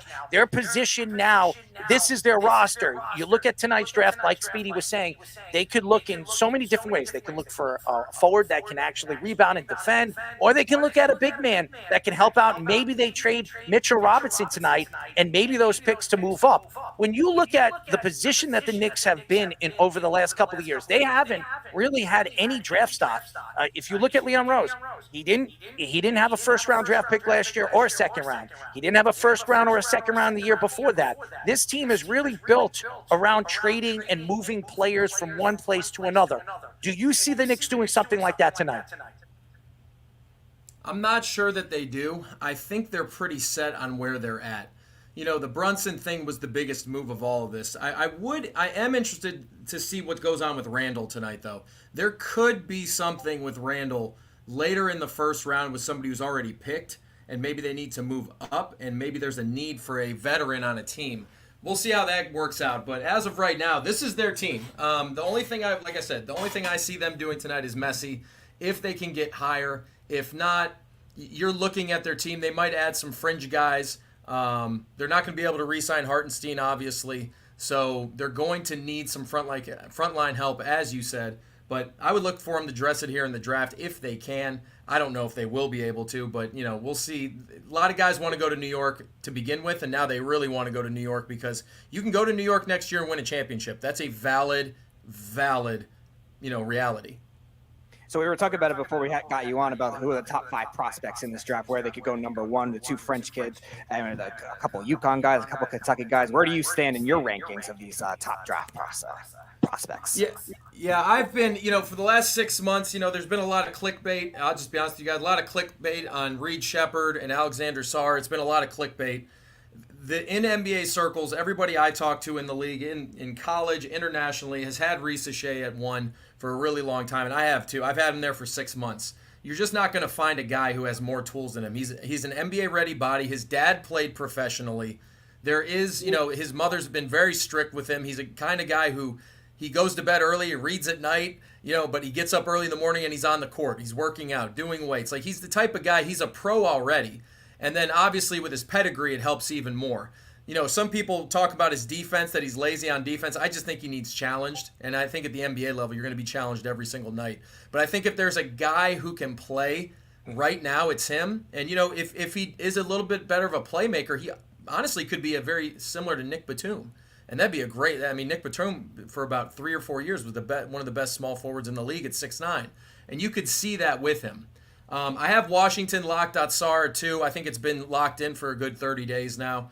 Houston's where the draft really starts, in my opinion. But if it's me on those 5, I still have Castle, Buzelis, Dalton Connect as my next grouping. I like Klingon. I don't love him.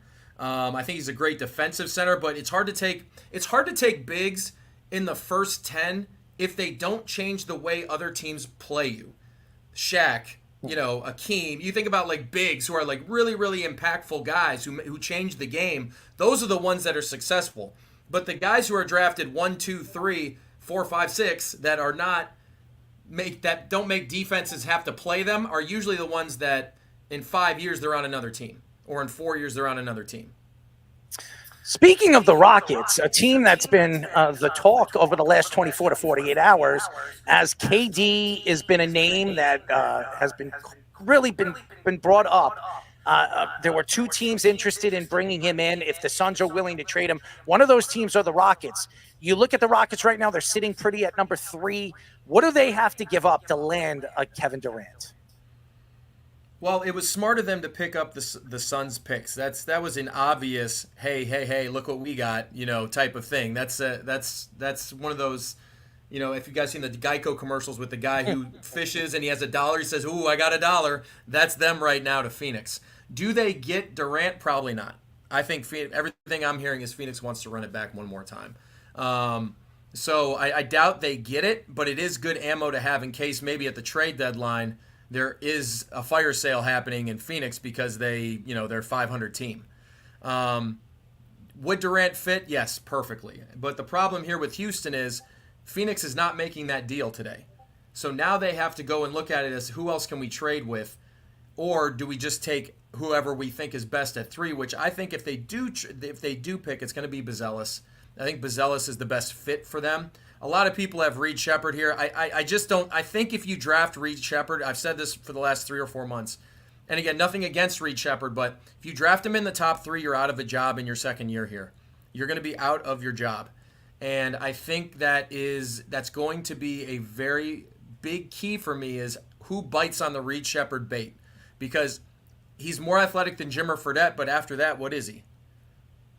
So I know you worked in the Pelicans front office for a while too. 10 years, you told me over the phone. So talk about your experiences there with them, what you've learned with them, and also the process with the whole Anthony Davis saga and then trading them. Yeah, I mean, well, obviously when you're in it every day, you learn a lot, right? And I learned from some really smart guys. I'm really close still with a lot of their guys, including shout out to Bryson Graham for being named GM of the Pelicans. I learned from guys like him, and it's been really, really good to, I've been very blessed, let's put it that way, to be able to learn like that. But, the AD thing, it was just kind of his time. That's how he felt at the time. And, we had gotten to the second round of the playoffs, was that 17, I think it was. Mm-hmm. And we were on a roll, and we felt good, and we had DeMarcus, and, we felt like he could come back from an injury. But, ultimately the next year we were hit with injuries again. And then, he said, it's my time to move forward. And, when those things happen, you plan for those. It's not like, oh, it just happened one day and, oh my God, we're panicking. And, I don't know if you've seen the meme with the guy with the dog in the fire with the coffee cup saying, everything's fine while everything's on fire around him. That's not how it worked. We were very prepared for what, if that day were to come. And the moment he hired Rich, we kind of knew what it was. And, that's part of the league. Happens all the time. We are talking to the president of Scout Central, Dan Purcell. He worked, obviously, for the Pelicans front office for 10 seasons. You know, Dan, you look at the Cavaliers, they add Kenny Atkinson. He is a great coach. We love him. He's from Long Island. He's a great basketball mind. I think Donovan Mitchell will sign. He will sign his extension, stay with the Cavaliers. The whole Garland thing has been really a big story. Do you see Garland staying now that Kenny Atkinson is there? I do. I think the thing with them is they need to run it back one more time. They got to really see what it is, right? I think there is more than enough room for both of them. But here's the nice thing about Garland. You can unload him at the trade deadline coming up if for some reason maybe somebody's playing better at the guard position, or if you feel, talks with his agent aren't going as well. Whatever that is, I think there's room there, and he will be in hot demand at the trade deadline if that happens. When I tell you hot demand, I'm telling you 25 other teams in the league will be on the phone with them about it. So they're in a great spot. I actually think that the re-signing of Mitchell was a surprise to me. I was told that about halfway through the year that there was no way he was going to be back. He was going to get traded to the Knicks, and that was going to be that. And something must have happened here in the last 30 days to where that changed. And they went the other route with the Nets, and instead of getting, maybe it was Mitchell, I don't know the whole story, but if it was Mitchell they wanted and he said no, then that's what it was, and they had to move on. But I think it was something different. I don't know that Mitchell was their guy the whole time, the Knicks. So a lot of it's been coming out with the Timberwolves with Karl-Anthony Towns, and it's because of luxury tax situations. They might be in the first or even the second threshold if they decide to keep him. So as a former scout yourself, working in the front office as well with the Pelicans, describe to the fans how that kind of thing works and makes it tough for NBA players to get these contracts. Yeah, it's something that it's not that it's tough. It's just the fact that you plan for it, right?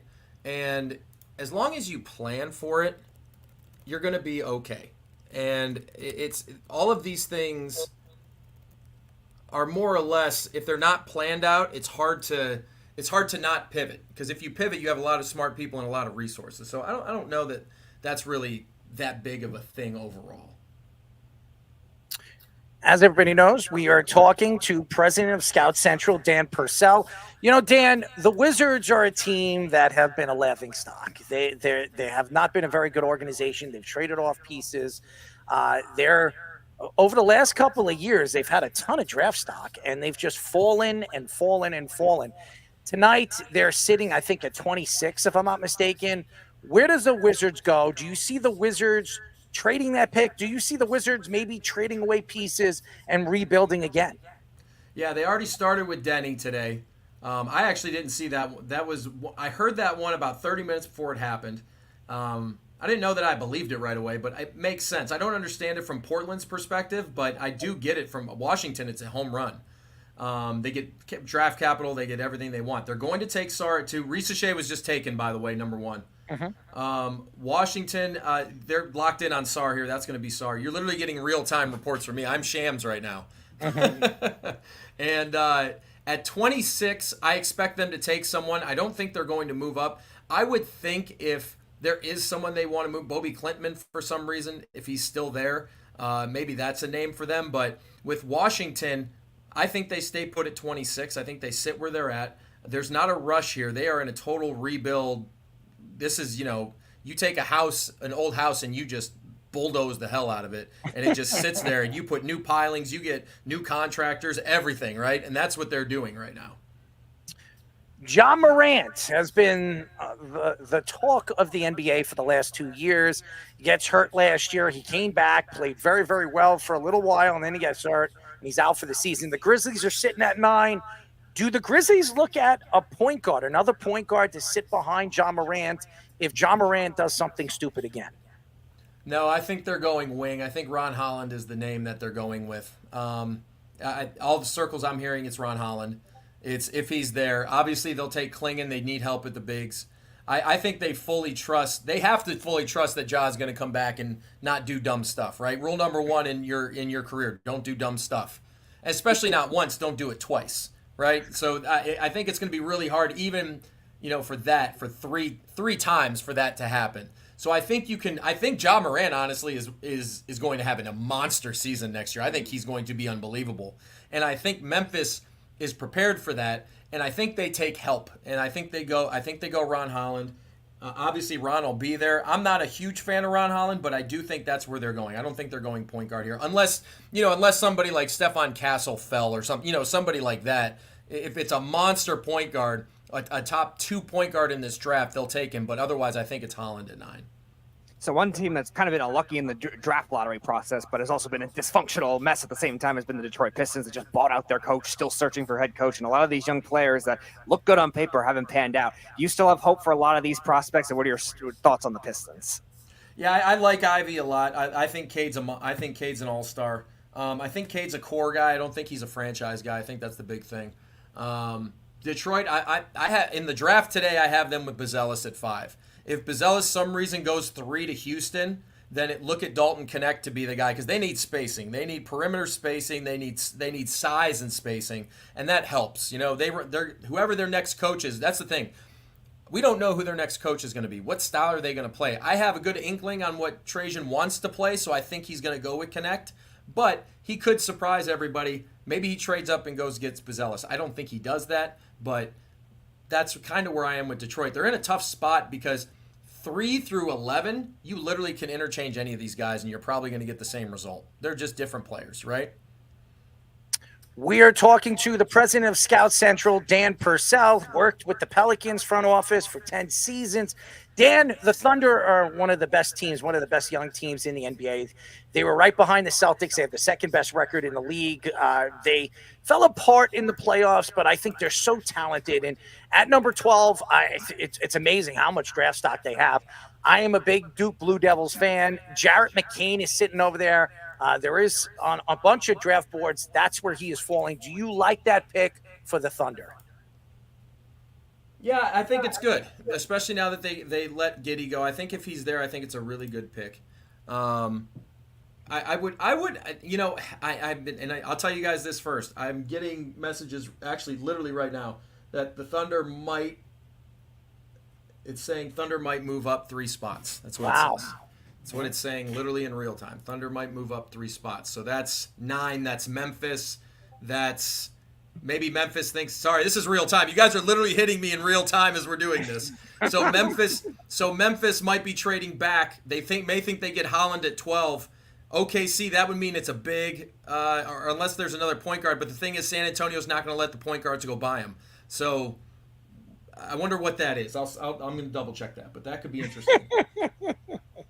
Literally, I'm processing it in real time with you guys right now. Literally, I'm processing it. Another big name prospect, Zion Williamson, before Wemby last year was considered this generational talent. Now there's thoughts of whether he could stay healthy. What was it with the process going through it, what he's gone through the last 5 years, and deciding to keep him, deciding to go with that contract? Oh, well, he kind of was in a rock and a hard place because he wasn't going to get value anywhere else, right?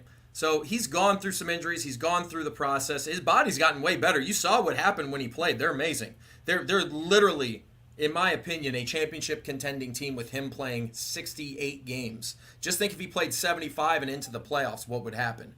So from a body standpoint, he's good. Through an experience standpoint, he's good. The contract he signed, he had to sign it. Nobody else was going to give him nearly as much. They couldn't contractually, but you also have to remember now he didn't hit the games played terms in his contract, so the years are now team options. I believe it's the last 2 years are now team options instead of player options. So he's always going to be on a make good contract now for the rest of his contract after this year. So watch Zion. I'm telling you, Ja Morant, Zion Williamson are going to be big names as long as they stay healthy next year and the year after. They are literally playing for their lives. Miami is a team. Pat Riley, he hasn't really done anything. He gave Bam Adebayo. We haven't even spoke about it yet. We will after we get off with you. Bam Adebayo signs a 3-year, $166 million extension. There's been conversations that Jimmy Buckets wants more money, that he will demand to be moved if he doesn't get it. And Pat Riley has come out and said, yeah, you know what? We might move you. we might not want you anymore. And this team is drafting at 15. Where do you go at 15? Pat Riley's been known to draft very, very well. They're right in the middle of the draft. Where do you think they go? I think they're just gonna play it out one more year with Jimmy, unless he starts, talking on social media and doing things that Pat doesn't like. Pat's the same guy who traded Shaq because they had a disagreement. So do not put it past Pat Riley to trade anybody who's not on the same page with him. It's gonna be tough next year. I get what Jimmy's always been a guy who bet on himself, right? Everywhere he's gone, Marquette in the NBA, he's always bet on himself and he's always won. So that mentality isn't going to change. I expect them to do nothing with that and literally stick to where they're at. They are at 15. They're at 15. I expect them to stay there. Yeah, I expect them to find either a wing or a point guard or at least a scoring guard that can help Jimmy Butler and take some of the scoring load off. We'll see who's there. I don't like to make too many predictions now that Sarr just got taken. Watch for Bazelis here, by the way. Watch for Bazelis right here. If not a trade, if it's Reed Shepherd, this is not going to be good for them. I'm just telling you guys right now. If it's Reed Shepherd, it can't go well. Watch Bazelis here. He's giving us all the information, ladies and gentlemen. He's throwing us stuff that we don't even know. He's got all the inside scoop. We are talking to President of Scout Central, Dan Purcell. He worked for the Pelicans front office for 10 seasons. He's a great basketball mind. They just took Reed and Shepherd. Eventually, a future GM in the NBA. So I want to ask about the bigger stories. The last 3 weeks has been the Lakers and LeBron James, who they're going to hire as the coach. We thought it was going to be Dan Hurley, then it's JJ Redick, and now the LeBron and Anthony Davis, and they want to bid these big contracts. LeBron's going to get $60 million. What are your thoughts of the saga going on in Lakerville? I think it's business as normal. He'll be back. It's too much business. It's just positioning. For him, it's positioning. He's just trying to make sure he gets to play with his son, in my opinion. I don't think it's anything other. I think it's a bunch of smoke and mirrors. Speaking of Bronny, I've been predicting he's going in the first round. I've been saying this, and if the Lakers, where are the Lakers drafting? 17. It's going to be hard to pass up on his son. He is in control. He wanted JJ Redick. If they weren't going to get Hurley, they were going to get JJ Redick. It's LeBron's guy. He gets what he wants. I do believe Bronny at 17 is probably going to go to the Lakers. I would be very surprised. But there's a guy that really stands out to me, and he's been a very big name in the basketball or college basketball world, and that's Zach Edey. He's a guy that I loved through Purdue. I had Purdue winning the national championship all the way through. I watched 3 games, Dan. 3 games last year with Purdue. I said, this team is going to win the national championship this year. They fell short against UConn, a very good UConn team. Where do you think Zach Edey goes? Just to be honest with you, I think he's playing more into I hate to say it. I know you like him, but I think he's going to be in the more 16 to 25 range. I could see him honestly with Milwaukee at 23. I could see him with Phoenix at 22. Any of those could work. I don't think the Pelicans. The problem with Zach Edey is, I love his hands. I love his work ethic. I don't know if there's been a bigger jump from junior to senior year than anybody I've ever seen than Zach Edey. I mean, he was amazing, right? The problem is in the NBA, the bigs are vertical spacers with long strides, and they run in transition. Zach Edey had 0 transition buckets this year. 0. Now, I understand it's Purdue and that's how they play. That's fine. But he had 0. And the fact is he's going to get run off the floor more than he is going to be able to stay on the floor. That's why it's important for him. I've been saying this about Edey the whole time. He's a 2-year project. In the G League, he needs to play out of position. He needs to pass out of the post when he posts up. Yeah, he can still drop step some guys, but you can't do that in the NBA. You're not going to be able to just post up and go over guys. Kristaps Porzingis will literally dominate him, and Kristaps has no weight to him, you know? So you have to understand that portion of it. Second of all, he has an outside shot, but you're going to need game reps. A lot of pick and pop action with him, short rolls, pinch post, things like that. He's going to have to be the guy when the ball handler gets blitzed on pick and rolls, that he can short roll and hit the 3, short roll, take a dribble and make a decision, or short roll and kick it opposite side on the pass. He's going to have to do that, or else his career is going to be so short, and he's going to be a guy who plays 3 to 5 minutes on teams, and he's a journeyman at best. And he ends up playing in Europe, where he's probably more suited for that. So we've heard a lot in college basketball. Obviously, they made the big deal with the Power 5 conferences now being allowed to pay players, and we've also heard that the NBA is trying to get rid of the one and done rule as well. So what are your thought on the impact of that, and also the impact of all these international prospects being bigger things than just as much as the college basketball? I actually, I'm okay with the one and done. I am okay with. I'm really okay with either. Sorry, my son just came in the room. He says hello. Hello. I'm okay with what's the your one. son's name? I'm okay with the one and done rule. I do think it's a big business now, and at the end of the day, the NCAA is a free scouting zone, right? You don't have to pay for player development anywhere in the NBA. It's done for you.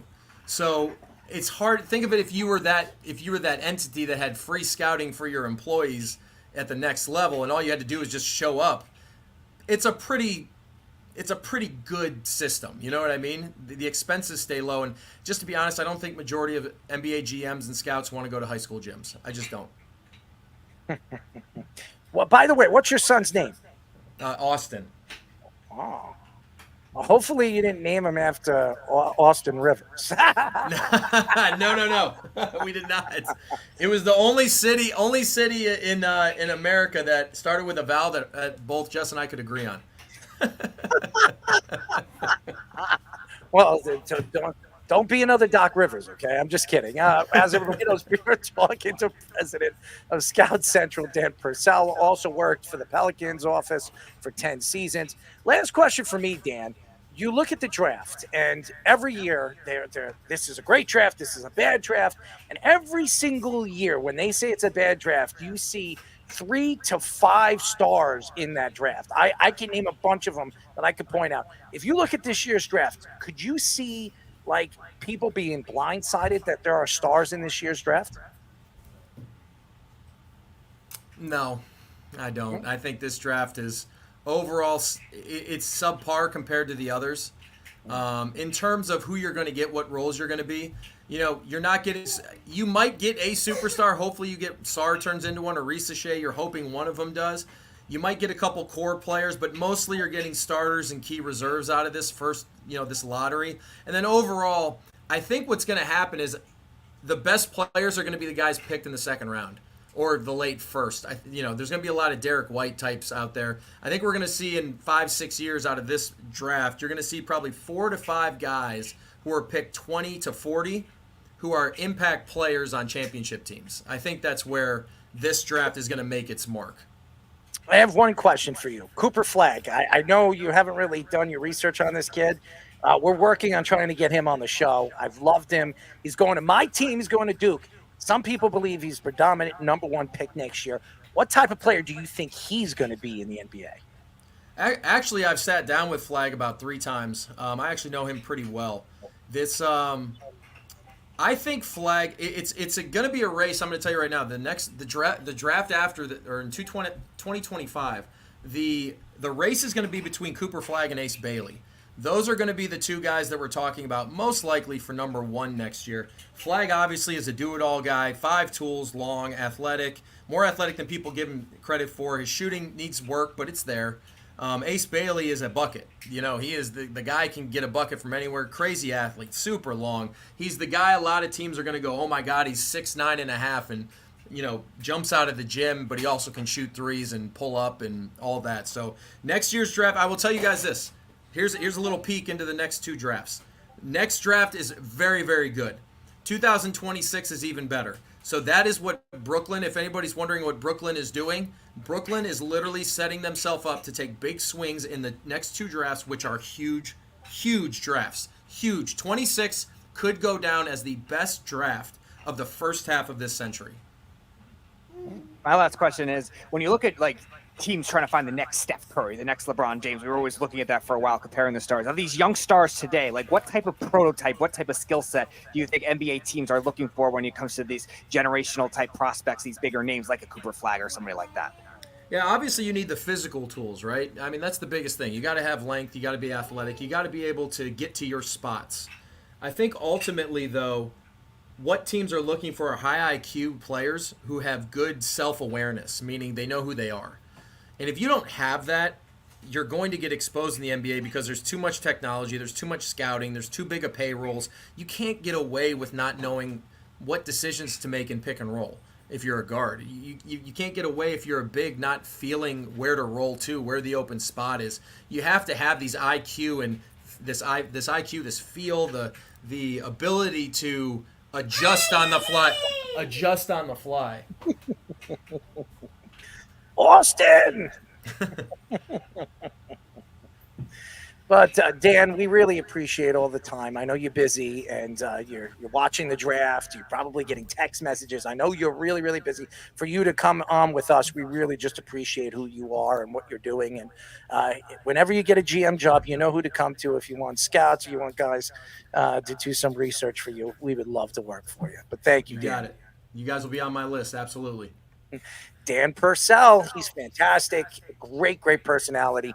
Knows his stuff, knows his basketball. And boy, oh boy, there will be a team out there in the very near future that's going to hire this guy. And this guy is one of the best basketball minds I believe, in the NBA right now. And he has a great Scout Central right now. He does all the scouting for players. He just told you 2026 is the year to watch out for. And yeah, 2026, but guess what? The Knicks keep their pick in 2026, so it doesn't matter what they got from the Knicks in 2025. So interesting. Really, that's the Bucks pick that year. That's what the Nets are going to bank on. Everything to fall apart. Yeah, it's an interesting. It's been an interesting offseason already, and I don't think it's over. But moving forward, I'm interested to see what a lot of these teams, and he just said the Brooklyn Nets are a team to watch because what they're trying to line themselves up for is to hit home runs in 2025 and 2026. And I do believe they're going to be looking to get multiple picks in 2026, because if he says the 2026 season is a changeable season that can change everything, I do believe. And by the way, Fish lost power, so we'll see if we get Fish back in, unfortunately. Not ideal. But he still has the graphic up for the number 3. Number 4, Castle just went to the Spurs right now. It's all right. Fish will be back whenever his electric goes back on. We will have Fish. Why don't we go to a quick break? When we come back, we will get into more NBA conversation. The Timberwolves may trade Karl-Anthony Towns. Where could they trade him? And why would they trade him? And Bam Adebayo gets a big 3-year, $166 million contract from the Miami Heat, and much, much more when we come back. But first, our Sports Minute with Tommy Scoop. This is the Sports Loudmouth Sports Minute. Are you ready to get loud? With Tommy Scoops. 8:32 p.m. I am Tommy Scoops, bringing the Loudmouth Sports Minute here on the show. And starting off with the NBA, Jimmy Butler is not likely to sign a contract extension. NBA reporter Shams Charania says Butler won't re-sign with the Heat and will opt to hit free agency. Lastly, over in the MLB, the Rangers make some roster moves as the team is looking to spark their season. As the reigning champs, Rangers GM Chris Young announced several changes. The team is looking to sign the outfielder Derek Hill from its AAA team Round Rock Express. The team also activated infielder Justin Foscue and optioned him to the Round Rock Express as Texas looks to jumpstart their lackluster season. Going over to Scoops and Scores right now. The Mets currently have a 3-0 lead over the Yankees in the MLB at the bottom of the 5th, as right now Baltimore has a 3-2 lead over Cleveland at the top of the 8th. Right now, St. Louis has a 2-0 lead over Atlanta at the bottom of the 6th, and the Dodgers have a 1-0 lead over Chicago at the bottom of the 2nd inning. Chicago White Sox, to be exact. And that is all the time I have for you guys at the moment. Going to kick it back to the boys for the continuation of the Sports Loudmouth. This is the Sports Loudmouth. No, I won't. 631-672-3108 is the number to call. You're listening to the Sports Loudmouth. I'm your host, Errol Marks, my co-host, Speedy PD. It's very hot today. It's been disgusting. It's like a sauna. Go to our website at www.worldwidesportsradio.com. Check out all our shows throughout the week, including the Loudmouth with me and Speedy PD every single Tuesdays and Thursdays at 7 p.m. All you have to do to tune in and check out all our local listings is go to our website at www.worldwidesportsradio.com. www.worldwidesportsradio.com. It has been hot. I don't understand this weather. It goes, and there's a little bit of wind yesterday and the day before. There has a little bit of wind at night, and then all of a sudden it just gets so hot. It's boiling throughout the day. It was like at one point today, it was like 92 degrees, and it felt like it was 100. I don't know if anybody's been outside. Maybe some people sit in the air conditioning all day long, but me, I can't stand it. I can't stand the heat. Speedy, you love it. You like the heat. You're wearing pants, okay? Who wears pants in the summertime in 92-degree weather? I don't know. People that run out of shorts.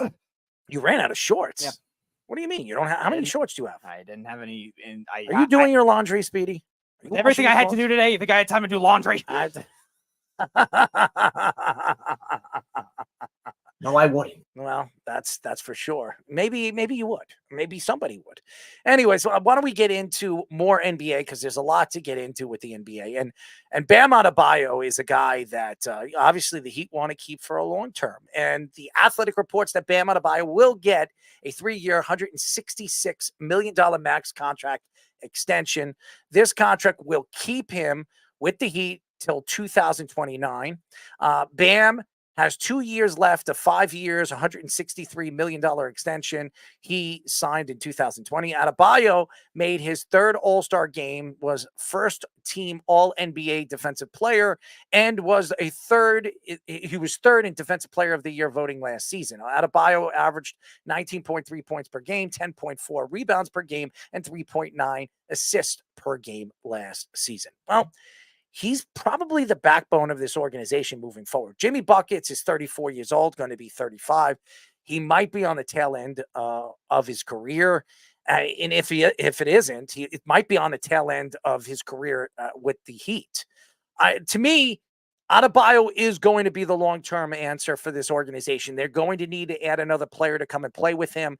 Do they bring a superstar in? Do they draft the right guy in this year's draft that turns into the superstar? You heard it from Bill Purcell that there are no real big-time superstars in this coming draft. But again, I disagree. I've watched a lot of these drafts, and a lot of these drafts, you find some of these, like, these what do they call gems? Them? I wouldn't even call them gems. These needles in the haystack. And I think there are a couple of them in this year's draft. I don't watch college basketball religiously like Speedy and Jeff does. I watch enough. I watch a lot of Duke games. I'm a Duke Blue Devil fan. As everybody knows, I don't like their coach and Shire, but I've watched some of the draftees and some of these guys that have come out of the draft over the last couple of years from Duke. So I know who McCain is. I know that he's a good player. I don't know if he's a superstar in the league, but I do believe he's a top 15 pick, and maybe he does turn in. Maybe his ability. Remember, Donovan Mitchell, nobody thought was going to be a superstar in the league. He really transformed himself into a superstar. He built a shot. He grew a shot in the NBA. He was more of a defensive player in college, and he became more of a predominant offensive player in the time of the NBA when he was with Utah, because he became the go-to guy. So who knows where these guys or what these guys turn into. Bam Adebayo, he has been in the league for quite a few years, and he's still fairly young. Adebayo, I think, is 27, 28 years old. He's in the prime of his career. He's one of the more talented big men in the league. He has a pretty good shot. He's not really a three-point shooter, but in the paint, he's as good as anybody in the league. He's one of the better rebounders in the league. He's one of the better big men passers in the league, and too. free throw shooters. Yes. So, and to me, he gets under people's skin. So, the ability that he has as the backbone of this defense, and Miami, and Pat Riley's all about defense. The years when he was coaching the Knicks with Patrick Ewing and Charles Oakley and Anthony Mason and Xavier McDaniel, with those teams, they were a defensive-minded team more than they were offensively. Bam Adebayo is a two-way player. He can play offensively. You can run your offensive through him. He's not a superstar offensive player. He's not that type of player. If they could bring in a player to come and play with Jimmy Buckets to take the pressure off of Jimmy Buckets, it would definitely open up for him. Maybe a Dame Time. He's the type of guy that I think can help. And if they want to compete in the Eastern Conference next year, they're going to need to bring in Dame because of the way the Knicks are set up and the way the Celtics are set up, and even the Cavaliers with Kenny Atkinson. I don't know about the 76ers. They're looking to move Harris. Maybe they're looking to maybe trade Joel Embiid. I don't know what they're planning to do. They have been in talks with a guy like Paul George and the Clippers. Maybe they land Paul George to play with Joel Embiid, and Harris is a part of that trade. But I think it's very interesting with the Bam Adebayo thing. I think Bam is a sensational player. I think he has the ability to really stand out as the go-to guy for this organization moving forward when Jimmy decides to part ways with the organization. I think Pat Riley is a smart guy. He understands how to run an organization and run a team and build a team, a championship team, as he's won in different decades with different teams. So he understands what it takes to win. I'm looking at this Miami team. Where do they go? If they strike out and they don't bring in free agent, what type of team are they? Where do you compare them in the Eastern Conference now? Because they're not a top 4 team. They might not even be a top 5 team if they don't add a Dame or somebody else to come and play with Jimmy Buckets and Bam Adebayo. Tyler Hero's a good player. I think they need to move Tyler Hero. I think he's overpaid. He's overpaid. So is Duncan Robinson. Those are the 2 contracts they've had trouble moving. They finally got out of Kyle Lowry. They were able to buy him out. Then the Sixers took him last year, and they paid off the rest of that contract, which could help them get a Damian Lillard and maybe get another good piece. I'm not saying like a max contract level piece, but they definitely need some offensive prowess when it comes to shooting. And that's what makes this draft very interesting, because there's a lot of those European guys are good 3-point shooters. And Dan was mentioning Connect too. If he falls, maybe Miami decides to make a trade to move up into the top 10. That could be an interesting move, but they need 3-point shooting because Jimmy Butler does it a lot in the playoffs. And obviously he had some random guys do it against the Knicks in the playoffs when they played last year, but they can't have that kind of thing be sustainable in today's NBA. And now locking up Bam Adebayo, they have it with the front court now done very well. Like you said, the defensive prowess was Spoelstra and the way Pat Riley builds his team, but they need more 3-point shooting. And we're looking right now, it looks like Castle went to the Spurs. We expected that. So the Spurs get their point guard. Detroit gets Ron Holland, the G League player. And right now the Charlotte Hornets are on the clock. And that would have been the Knicks pick too, if there wasn't a lottery pick, by the way. So hey, protect the draft picks. That goes to the Nets next year. Hey, protect the draft picks. Oh man, I don't understand these protected and unprotected draft pick crap. I don't understand. Let's bring Fish in. His electric is on, so we're welcome good. back. The power has returned. The power has returned. Our executive producer. Obviously, the Bam Adebayo situation. I know you were very excited about the Knicks. I definitely want to hear your thoughts to the Knicks. But first, Bam Adebayo signing a big extension, 3 years, $166 million to stay with the Miami Heat. What does that do for them? Is he their go-to man now that Jimmy Buckets is 34 years old and looking to get a big contract or be traded? I mean, he's saying he's their guy. That's what that deal says. Jimmy Butler said today that he's not going to try. And I'm sorry, I missed it because we have bad storm up here right now. Power's going in and out a little bit up here in the mountains away from Long Island. But Bam Adebayo is this guy that is going to be paid like your top player. So Jimmy Butler said he's not coming back on this deal or sign an extension, even though he can get more money if he were to sign a long-term deal. But I guess he's not looking for that super long-term deal at the end of his career here. So look, it's Bam Adebayo. It's going to be one of those soft rebuilds because you have arguably, in my opinion, the league's best basketball coach running the team with a talented executive, even at the end of his career. Riley isn't going to just say, we're going to pack it in. So, it's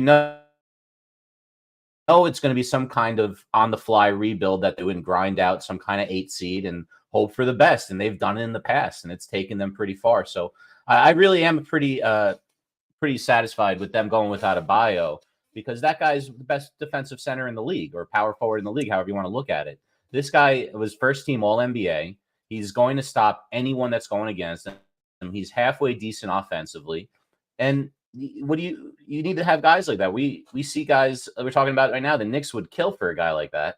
That's really the piece they would be missing is just like a guy a little bit good on offense, just good enough on offense, maybe some moves that other people can't stop, and just otherworldly set defensive center. Mitchell Robinson's just a liability on offense at times. And with that, the way that he's played and hasn't been able to stay healthy, that's really what they wish they got with Mitchell. Now, pivoting to the Knicks with that I mean, how can you be upset as a Knicks fan? It's kind of like a bevy of all these surprises. I still remember the days of Howard Isley and Shandon Anderson, man. That was what I was dealing with when I was in college. Those lean years after Spreewell. It was really tough for a long time. Never thought we'd have good leadership. And look at Leon Rose. Look at what he's able to do. The CAA coup that's going on, the Nova Knicks that's going on. It's so exciting to be a fan. I don't think I've been this excited for a Knicks offseason in a long, long time. And I certainly haven't been this excited for an upcoming season. I'm not sure what they're going to do. Klingon still hasn't been picked. And if I was the Knicks, if they could package Mitchell Robinson and these picks to go get him, that might not be the bad thing. Or if Edie falls, maybe that's the guy. Although, we just had a guy on that said Edie's trash. Dan Purcell, yeah. So we didn't say he's trash. He just doesn't think he's athletic enough. His ability in the NBA, he's going to have to go into the G League and really develop his skills. That's what he was pretty much saying. He doesn't think that he's trash. He thinks that he said pretty much that Zach Edey has really taken climbs more faster than any player he's ever seen in it going into a senior year. The only thing that he says about Zach Edey is he's a big man and he doesn't have the ability that some of these other big men have in the NBA. He's going to have problems defending against Porzingis because he's more athletic. He's very lengthy and very durable. He's very lengthy and very durable, but he doesn't have that athletic ability to keep up with guys like Porzingis and these other big men. So that's all he was saying. That doesn't mean that I don't think Zach Edey could be a good NBA player. I think he could be.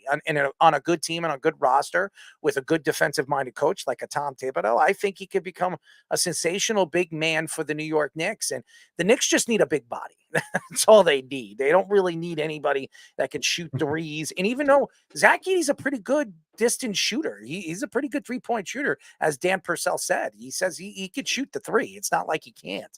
So I don't know if Zach will be sitting there at 24, 25, but maybe the Knicks don't even believe that he'll be there. And maybe he's not even on the Knicks radar. We'll see. I mean, some people believe that Zach Edey could have fell to the second round. So the Knicks are sitting pretty at 24, 25. They didn't have to trade any of those picks. And here comes the Charlotte selection. How do you pronounce this guy? This French guy? Saloon. I like her. I mean, I wish they drafted her. I would be more happy if they drafted her. So 3 French players in the top 6. yeah, that's fascinating. How about that with the French connection ever since Wemby? At least one of them is going to be terrible, though. It's just the overdrafting of the French after the Wemby experience last year. I don't know. I've heard Sarr is a real project, and he went second overall. He's 7 foot. He's kind of athletic, but again, people are talking bad about this draft. It might just be such a crapshoot in this top 10. We have no idea who's better than who. Now when you get a chance to watch the Olympics this year, you'll get to see these 4 Frenchmen. You'll see Wemby and all these other guys That's right. in the first round in the top 10, and everybody's going to be talking about these guys, and we'll see how trashy they are. I mean, you don't know. You don't know what the Olympics in Paris this year. You really don't. I mean, seriously, and again. And by the way, big task at hand. I don't know who that is, but he says the New York Knicks, and he said, "What?" I don't know what that means, but he must be a Knicks fan. Yeah, that was a while ago. Yeah, if next time, if anybody is posting things, just let us know so we can, answer them. But it's so far it's been an interesting draft. Every team is reaching. Everybody is reaching. I mean, if you look at the top 8 picks, a lot of these guys are dropping. I mean, you're going to be looking. There'll probably be 2 or 3 players that are going to drop into the 20s that should have been drafted between 9 and 15. So that's crazy. And that only tells me one thing, that Bronny James is going to be a first-round draft pick. I'm telling you right now. If you're watching this right now, if you don't think Bronny James is going to be a first-round draft pick, you're sorry. And I'm going to be laughing all the way to the bank. That's what I'm going to say. Fish, I know you were commenting when you came back from the private section that Holland was the biggest reach of the draft so far. He was ranked on the ESPN draft board number 13, and he went number 5. Yep. And I know Purcell was another one that was skeptical of him, even going at number 9 to the Memphis Grizzlies. And you're right, because there's a lot of these higher upside guys that him being in the G League, like we were talking about earlier, like some of the G League ones don't develop as quickly. There's some high upside guys, the 2 Colorado Who kids. did I like Portland both. draft last year? What was his name? Yeah, Scoot Henderson. Yeah. Scoot Henderson. Scoot Henderson was back and forth in the G League. He was back and forth in the G League this year. He couldn't stay in the NBA. And I thought Scoot was going to be a good player. He might be a strikeout for the Portland Trail Blazers. What did he do this year? I think he averaged like 6 points a game. Oh, yeah, he was struggling offensively badly. He couldn't do anything. And And I was very size, so surprised. either. No, he's small at his position. I mean, he's built for the 2 or the 3. I mean, what is he? 6'4", 6'5". He doesn't have size. It's a big problem. A lot of these G League players, they're good in the G League, and they come into the NBA. They're not so good. These guys are the best in the world. They're the most athletic. So I mean, you got to find your skill, and you got to work on your skill when you're playing in the G League or wherever you're practicing in the off season. And again, playing for the United States, if you're, I'm not saying United States, but playing for a foreign team, if you're playing for Spain, I know Dante DiVincenzo's playing for Italy. So he can't make the United States team, so why not play for the Italian team? He has Italian descent, but you want to get your opportunities to play against some of the top players in the world. So that's what I would advise some of these foreign players to do, is make sure you play for your countries in the Olympics, and get a chance to play against real NBA players before the season, before obviously the preseason starts. But it's been crazy right now. We've seen 6 draft picks go, and 2 of them should. I mean, Reed Shepherd should not be number 3. I was shocked that Reed Shepherd went 3. A lot of the boards had Reed going 7. Some people said he was going to go outside of the top 10. So I'm shocked that Reed Shepherd. Now maybe Houston sees something in him that nobody else sees, but I was shocked. I mean, there's a lot of shock. I think Castle's going to be a good player. I wouldn't be surprised if Castle's the best player in this draft class. I think Wemby and him. I think you got 2 young players that you can build around with in the future. And this wasn't the year to get a top 5 pick. It obviously isn't. And even next year, as you heard Dan Purcell say, that it's not even next year, it's 2026, which, by the way, the Knicks actually still have their pick in 2026. But the Spurs do have another pick coming up, number 8. So they could get high quality with not having they're 2 building. of those top They're 10 rebuilding. guys. Yeah, they're rebuilding. I think Connect is the best player left, as Klingon just went number 7. Klingon went. I think Connect is the best player remaining of that group, but there's still a lot of really good ones, especially for those 3-point shooters. I'm not a big fan of Donovan Klingon. I know he played for UConn. I saw him play, but Edey was destroying him in the championship game. He was killing him when he was out there. Now, Klingon is more of a defensive player. I did watch him a couple of times in the tournament. He's not really an offensive player. He's the type. He's like Mitchell Robinson. That's what he is. He's going to give you probably between. In a good season, he probably give you between 10 and 15 points if he's that type of player. He's going to give you 2 to 3 blocks a game, and he's going to rebound his ass off. That's the type of player that he is. He's another player like a Mitchell Robinson. I don't know if, as a Knicks fan, if I would want him. So I think you want to look elsewhere. You want to look for a player that is going to do a little bit more and a little bit differently, because you have that kind of player with Mitchell Robinson. I don't think you need to go and search for the same guy. Portland has that same kind of player too with Ayton. I don't think they really need to go in that area. I would want to connect there too. I think get more 3-point shooting. Yeah. With Scoot and striking out on Scoot right now, you need more shooting. Losing Dame Dime and I could call him Dame Dime, but it's Dame Time. But I'm interested to see what the Portland Trailblazers are going to be in the future. This is an organization that knows how to draft. They've been very, very good over the years at drafting and building, but they still can't get over the hump and win that championship, which has been a big problem for this organization for the last 30 years. And when they were good in the 90s, they had to deal with the Chicago Bulls, and that was the problem for the Portland Trail. And they had Clyde Drexler on that team, which one of the greatest, Clyde Drexler. So San Antonio's on the clock, ladies and gentlemen. We were just talking about, obviously, the Bam Adebayo signing. The Timberwolves story is pretty interesting too, and we've been speaking about that. And Karl-Anthony Towns was a name that we were talking about with the Knicks, but now after adding Mikal Bridges, I don't know if that's going to be possible. ESPN's Zach Lowe reports that tax issues could force the Timberwolves to trade Karl-Anthony Towns. He added that Lowe could still be a candidate for the Knicks, but aren't thought of as the favorites, trading 7 draft picks for Mikal Bridges. Towns, Rudy Gobert, Jaden McDaniels, and Anthony Edwards will combine to make $158.5 million this season, which is over the salary cap and close to the first stage of the luxury tax. Towns has 3 more years left on his contract, worth about $53 million per year, and has a $61.2 million player option in 2027. Edwards' contract is 5 years, $204 million, but can now be upped to $260 million since he was a second-team All-NBA player. The Timberwolves, if they kept Towns and couldn't get rid of the contracts, could be $12 million away from the first stage of the luxury tax and $32 million away from the second stage of the luxury tax, which hurts the teams with trade and free agent signing restrictions. Here's what I'm going to say about this, ladies and gentlemen, and there's a lot to get into with the Karl-Anthony Towns. And I know a lot of Knicks fans pray to God that they had a chance to get Karl-Anthony Towns. There's no way the Knicks are getting Karl-Anthony Towns. I don't care what Zach Lowe says. I don't care what anybody says. Even trading Julius Randle, there are other pieces you're going to have to move to get him. You would have to probably have to trade Josh Hart or move from Josh Hart.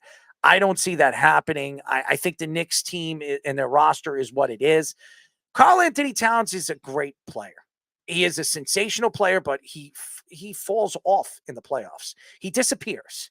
And over and over and over again, over the last couple of years, when this team has been in the playoffs, they just, for some reason, Karl-Anthony Towns just doesn't do it for me.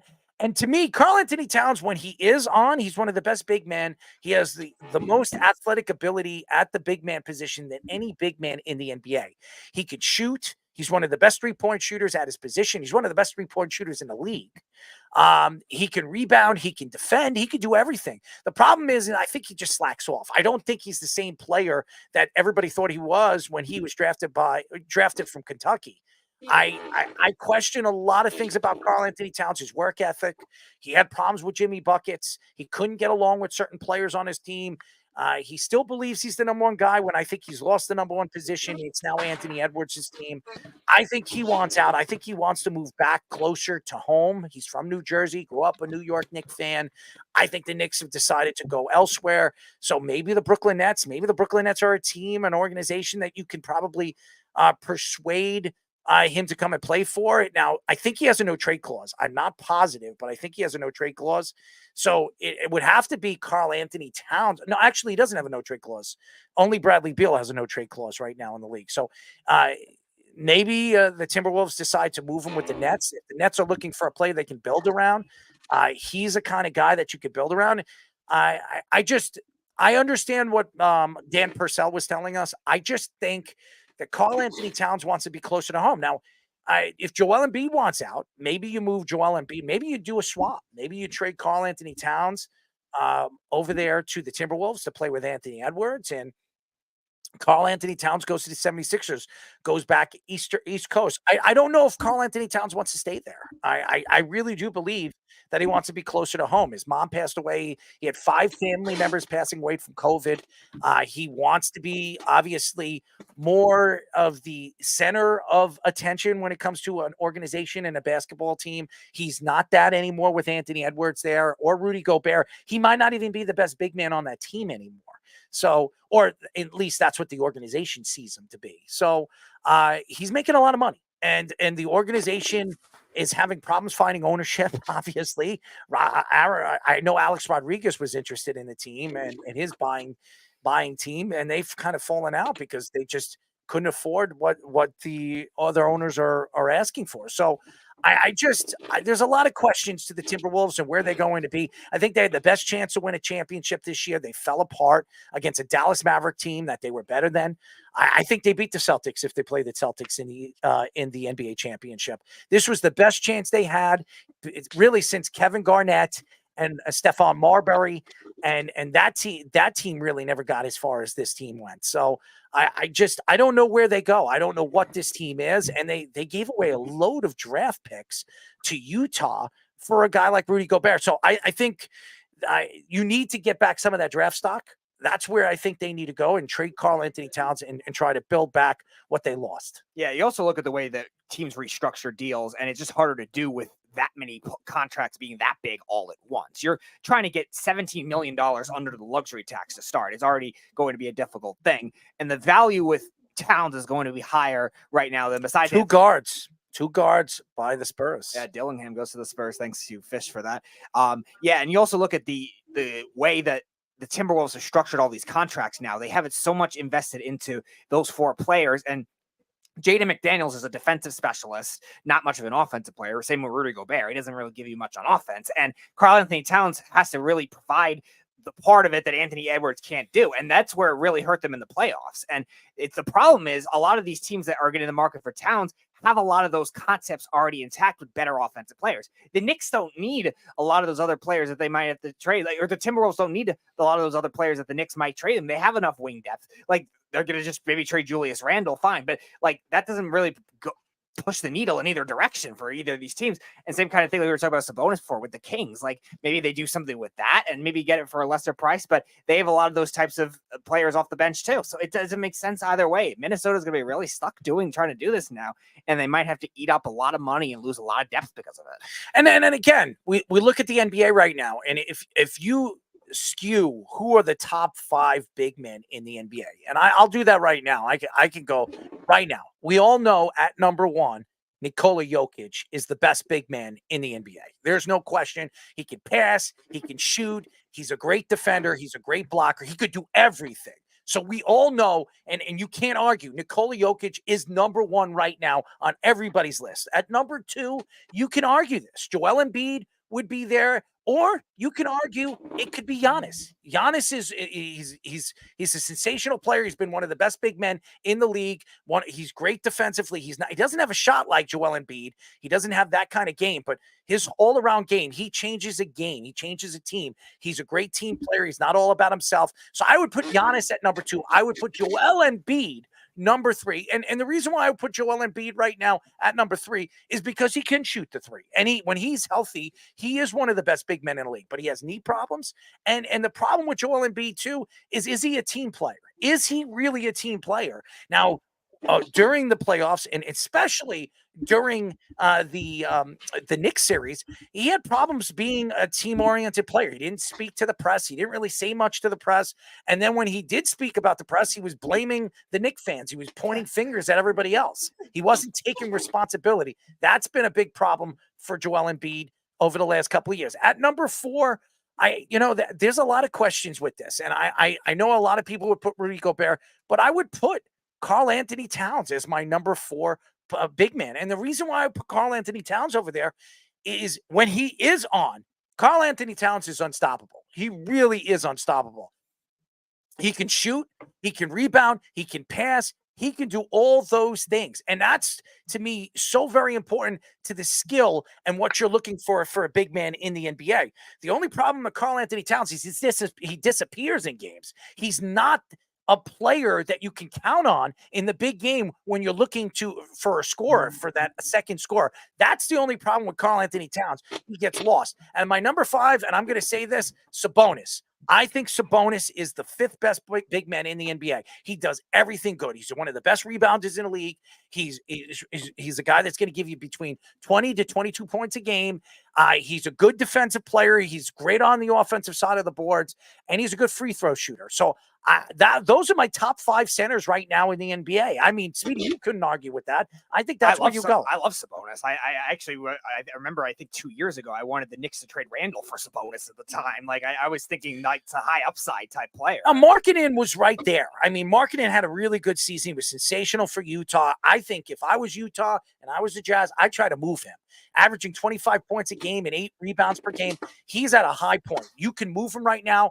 You can get a lot back for him. Maybe you get a couple of draft picks back for him. So that's where I would. He's just not a good rebounder. He's not a good defensive player. Yeah, he's a leaner power forward type. That's why I wouldn't put him in my top 5, but he's right there at 6 or 7. But he's a good modern big man for what they're trying to have the prowess to be shooting at that position too. wings and fours that can really shoot to that level. So he's going to still be valuable to a team. But Sabonis also adds that element as well. Not as much as the quickness. And Porzingis is right there too. I mean, you can't argue that Porzingis isn't sitting there. I mean, there's not many great big men in the league anymore.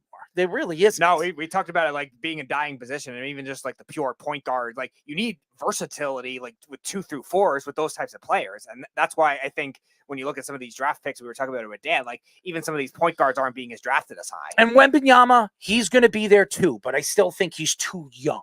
I'm not going to put Wembanyama there yet. He's got to do it multiple years.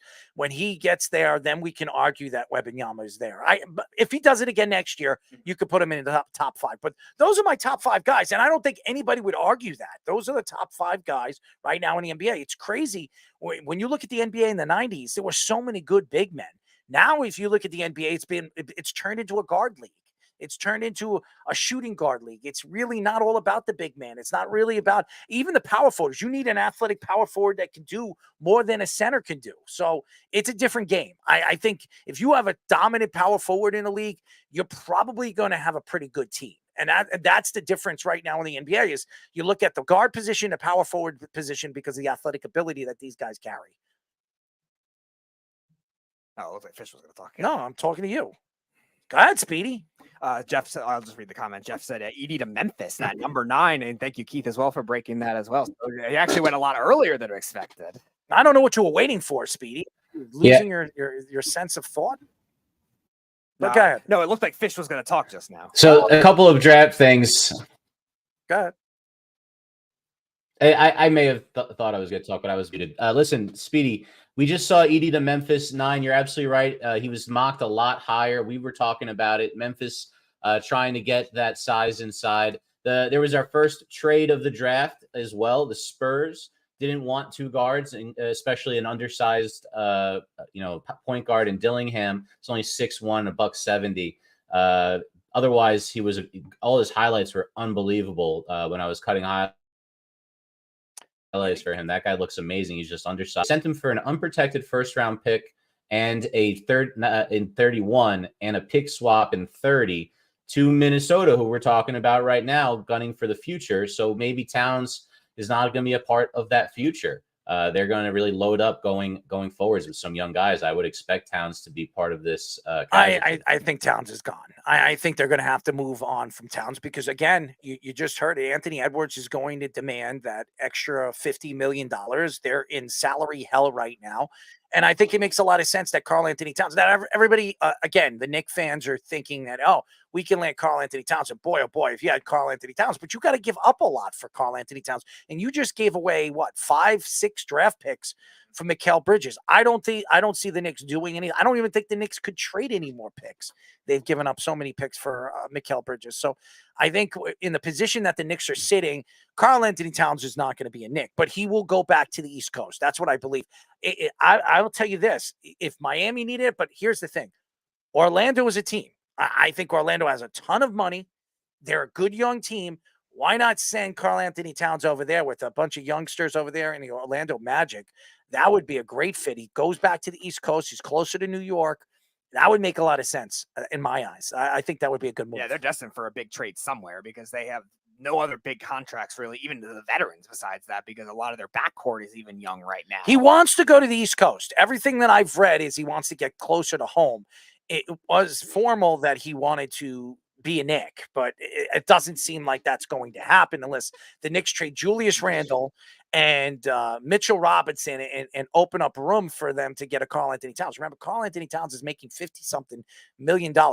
Julius Randle's making 30, and Mitchell Robinson's making about 16. Yeah, so, I mean, it's almost there. They're going to have to trade something else, maybe a Miles McBride, to get a Karl-Anthony Towns. So I don't know if that's going to happen. So it's very, very interesting. And they might even have to trade other draft picks too, only because the Timberwolves, remember, they're in the luxury. Could they? I mean, I don't know if they are allowed to do that. I don't know. And that's what makes it tricky with even from the Timberwolves standpoint, because they're going to have to get rid of something else. Are they going to feel like they're going to get the combined value that they're going to be able to get from another team if the Knicks, now that they traded about half the core draft picks that they have, Are they going to get that kind of value? It just doesn't seem worth it at this point for the Knicks to be able to pursue. I would much rather I would investigate in a Sabonis. You know what's so funny about Jeff? He's making jokes about Edie, but he's the one who said that Edie's no way. He didn't think that Edie was going in the top 10. So there's another wrong move or wrong pick for our friend Jeff from Tampa. And don't say you didn't, Jeff, because you said there's no way he's going in the top 10.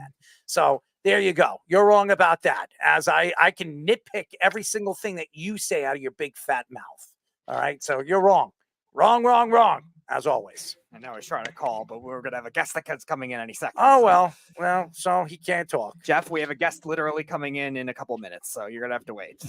He can say whatever he wants. He knows he's wrong. He's never going to admit he's wrong because he never, ever admits that he's wrong. So that's all Jeff. Thank you, Jeff, for being Jeff. Anyways.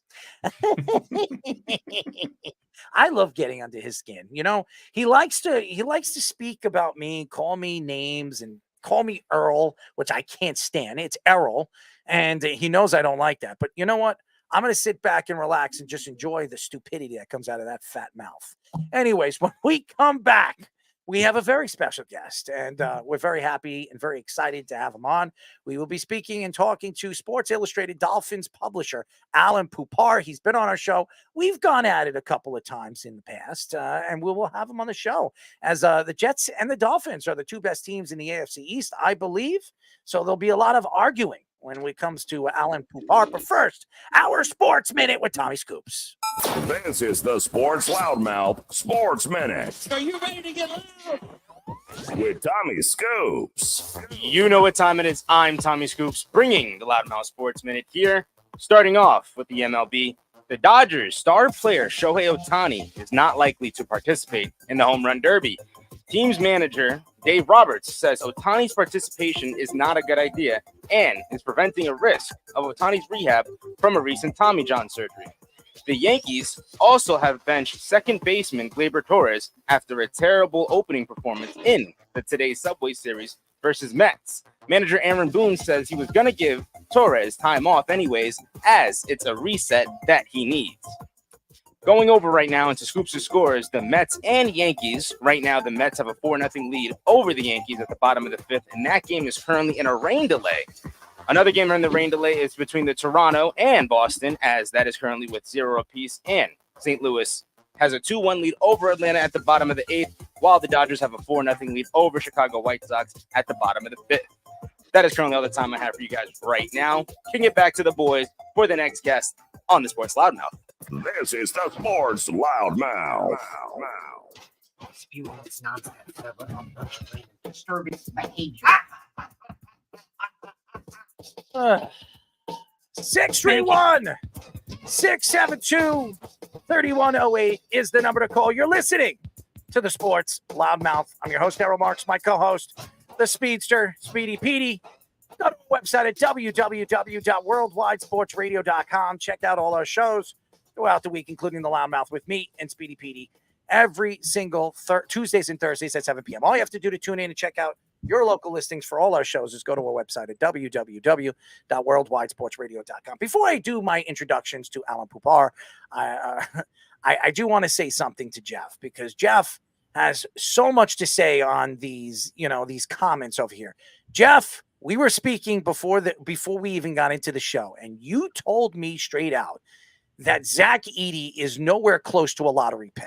Okay, you said there's deficiencies. He's too heavy. He's 7'4", and his body structure, it doesn't fit the NBA. Now all of a sudden you said you didn't say that. That shows you're a liar. That's all I'm going to say about that. Anyways, now, ladies and gentlemen, I want to put the spotlight on this guy. We're now talking to Sports Illustrated publisher Alain Poupart. Alain, what's up, buddy? What up, Errol? How you doing? I'm good, man. I'm good. I know you're good. You look good. You look healthy. That's all good. It's always good. And the Dolphins look pretty healthy. They've had a pretty good offseason. They had a pretty good draft. Some people said their draft's a lot better than people thought. I've been reading some of the writers, but we're not going to get into the draft. I want to go into this first. Odell Beckham. This is a big move for this team. They had a third wide receiver, another speed demon on the inside. You could put him in the slot. You could put him on the outside.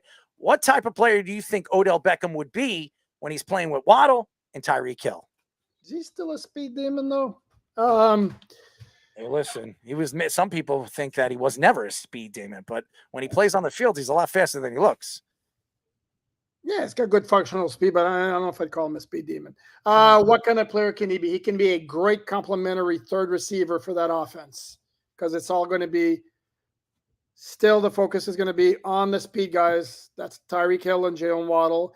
And Odell Beckham is there to give him another option if defenses find a way to take away those two guys.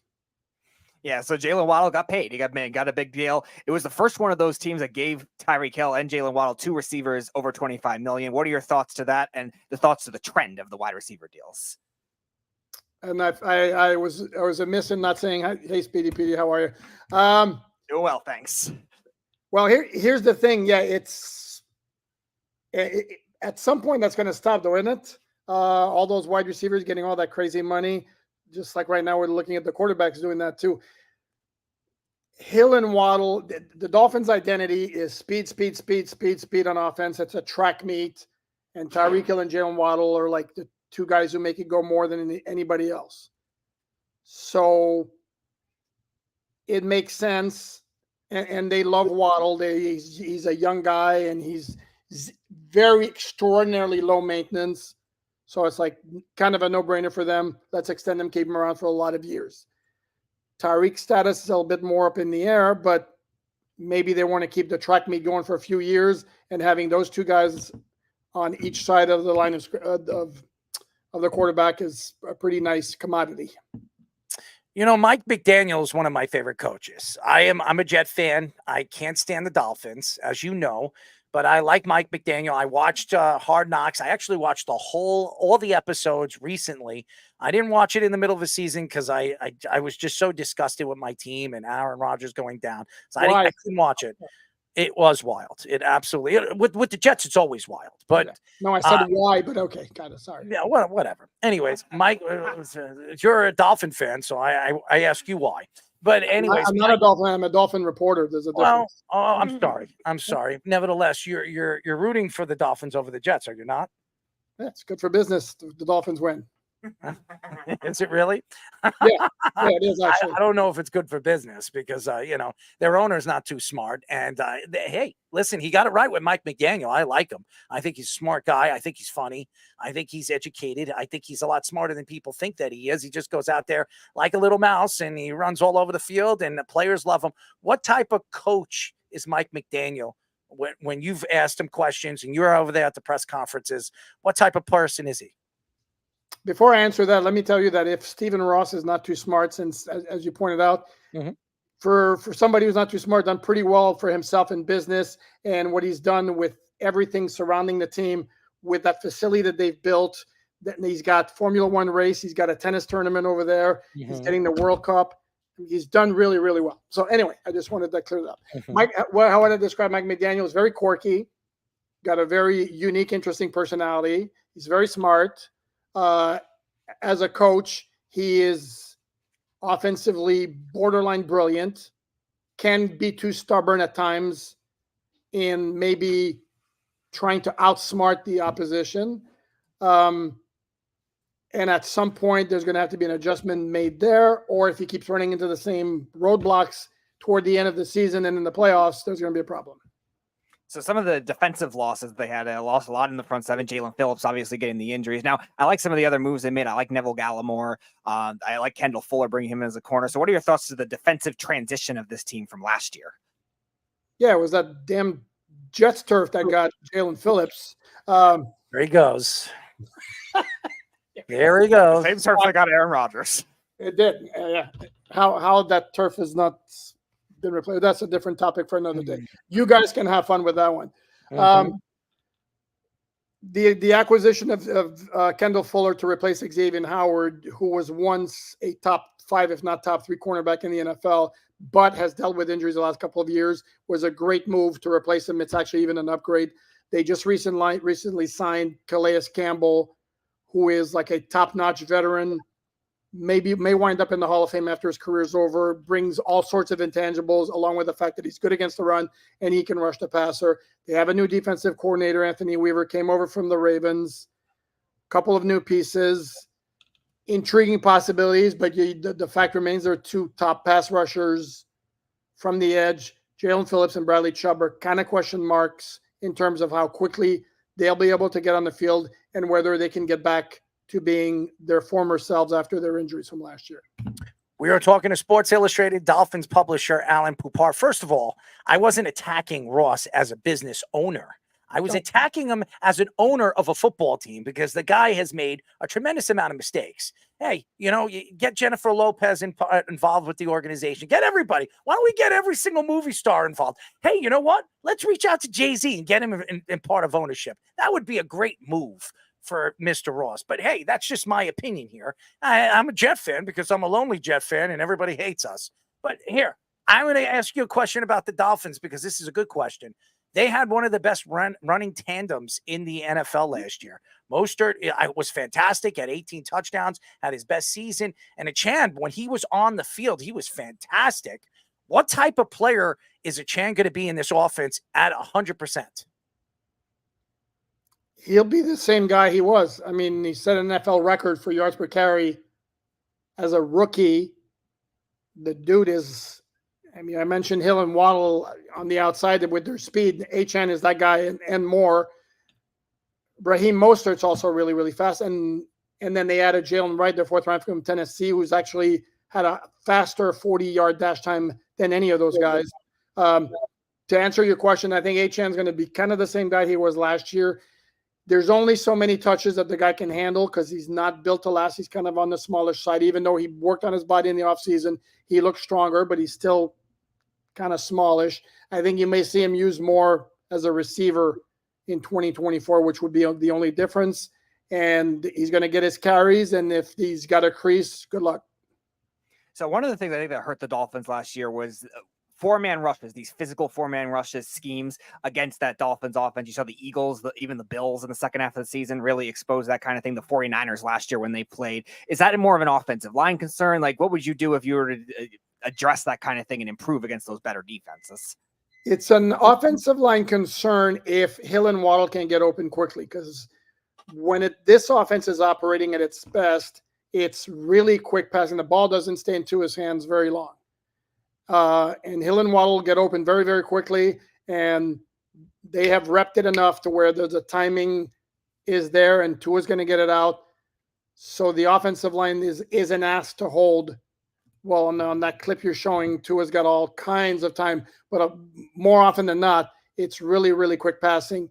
And with those teams who can get pressure on him with four guys and get to Tua fairly quickly and have seven to cover and are able to kind of keep Hill and Waddle from hitting their spots quickly, that's where the Dolphins have problems, and that's what they're going to need to solve if they want to get to where they want to go.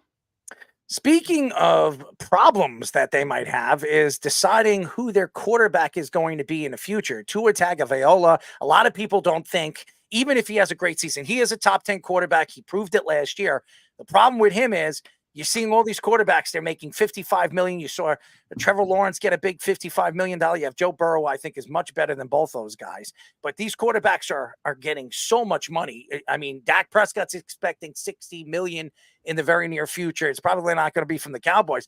But Tua has these concussion problems, and a lot of people think that even if he has a good season this year, he shouldn't get that kind of money because you would have to be afraid if he gets one more hit to the head, his career could be over and it could affect their salary cap. What are your thoughts to Tua Tagovailoa? If you were the owner of the team or you were the GM of the team, would you give him an extension? Oh, my God. You're going to get me in trouble here for anybody Dolphin fan watching this because I get into it with the people on Twitter.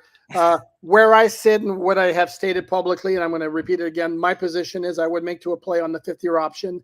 And to me, is not so much. It's microscopically about the durability issues and the concussions because he played 17 games last year. You say he's a clear-cut top 10 quarterback. I'm not sure I agree with that. To me, he's more like in the 12-14 range. If you want to put him top 10, okay. The problem is again his performance. Not necessarily one-loss record because it's a team game. His performance down the stretch against playoff opponents has not been up to snuff, not to the point where I'm committing the kind of money it's going to take to get him an extension. So I don't see the harm. To me, it's good business. Provide me more data, one more year, play on your 5th-year option. Let's revisit next offseason.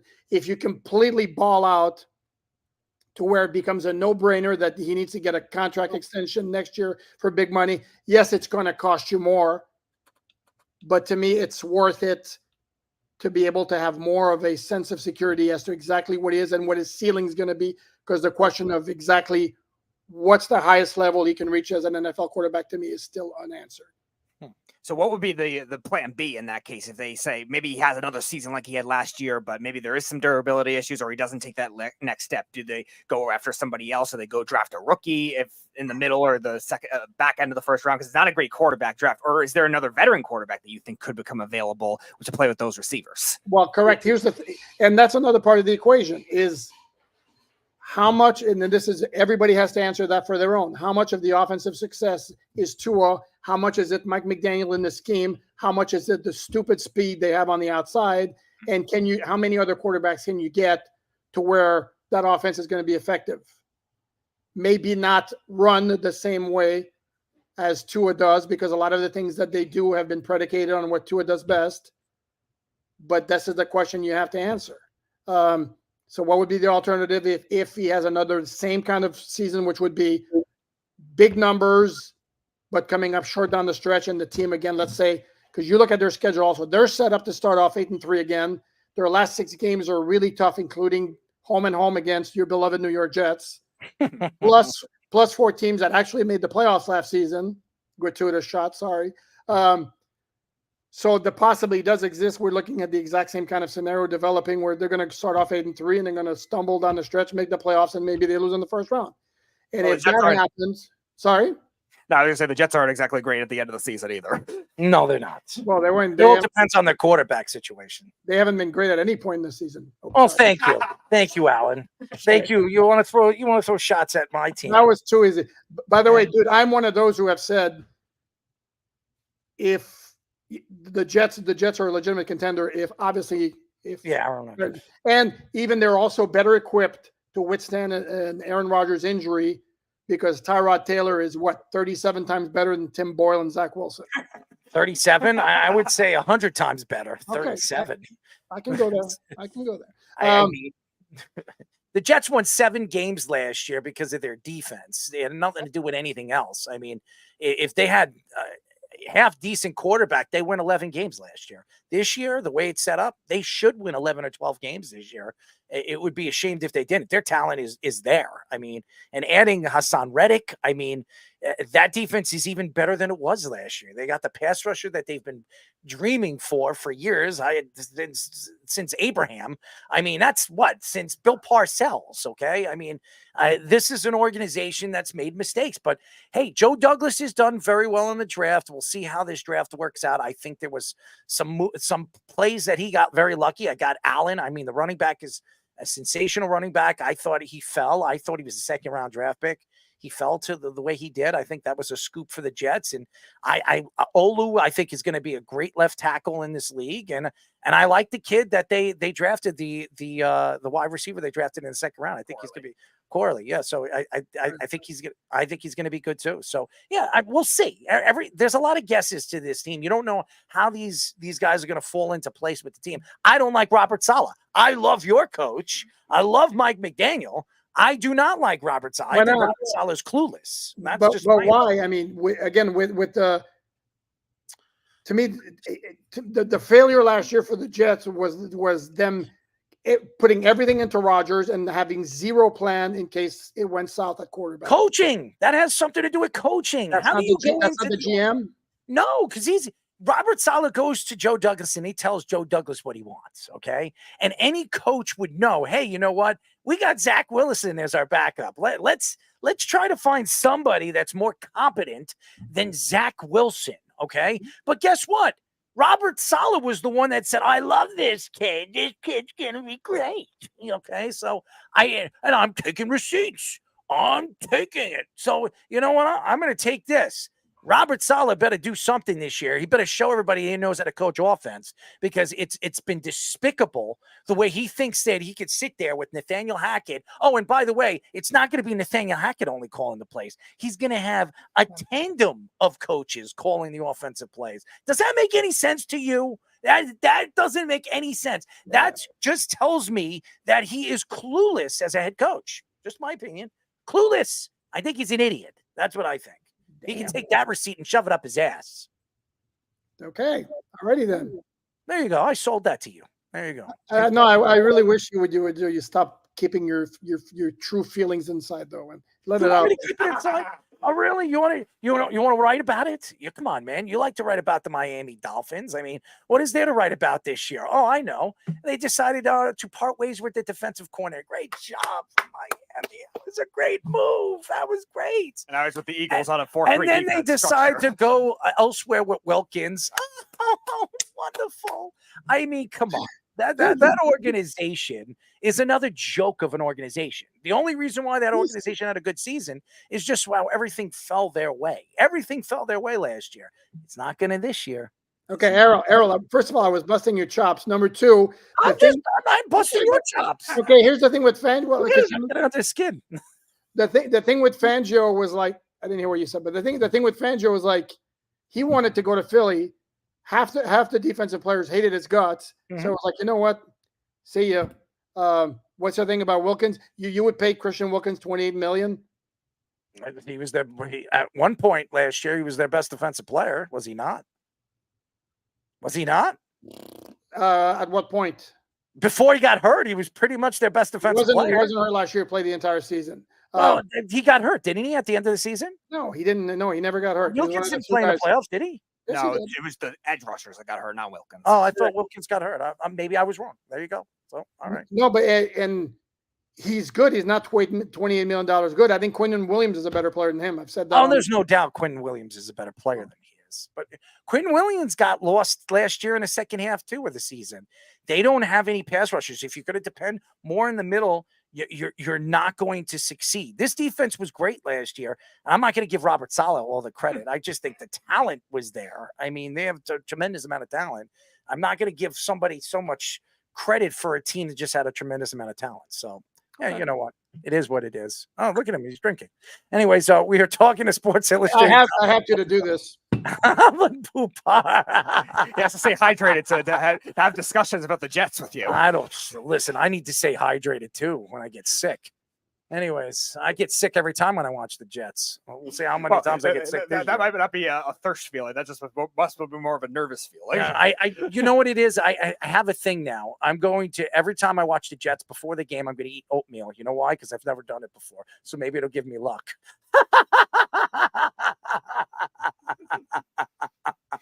I always have like a bagel with friggin', eggs and cheese. I won't eat that during, my Sundays. I am not eating a bagel with, cheese or any of that shit, because to me, with the Jets, I have to go I got to go another way. I got to give myself some kind of luck.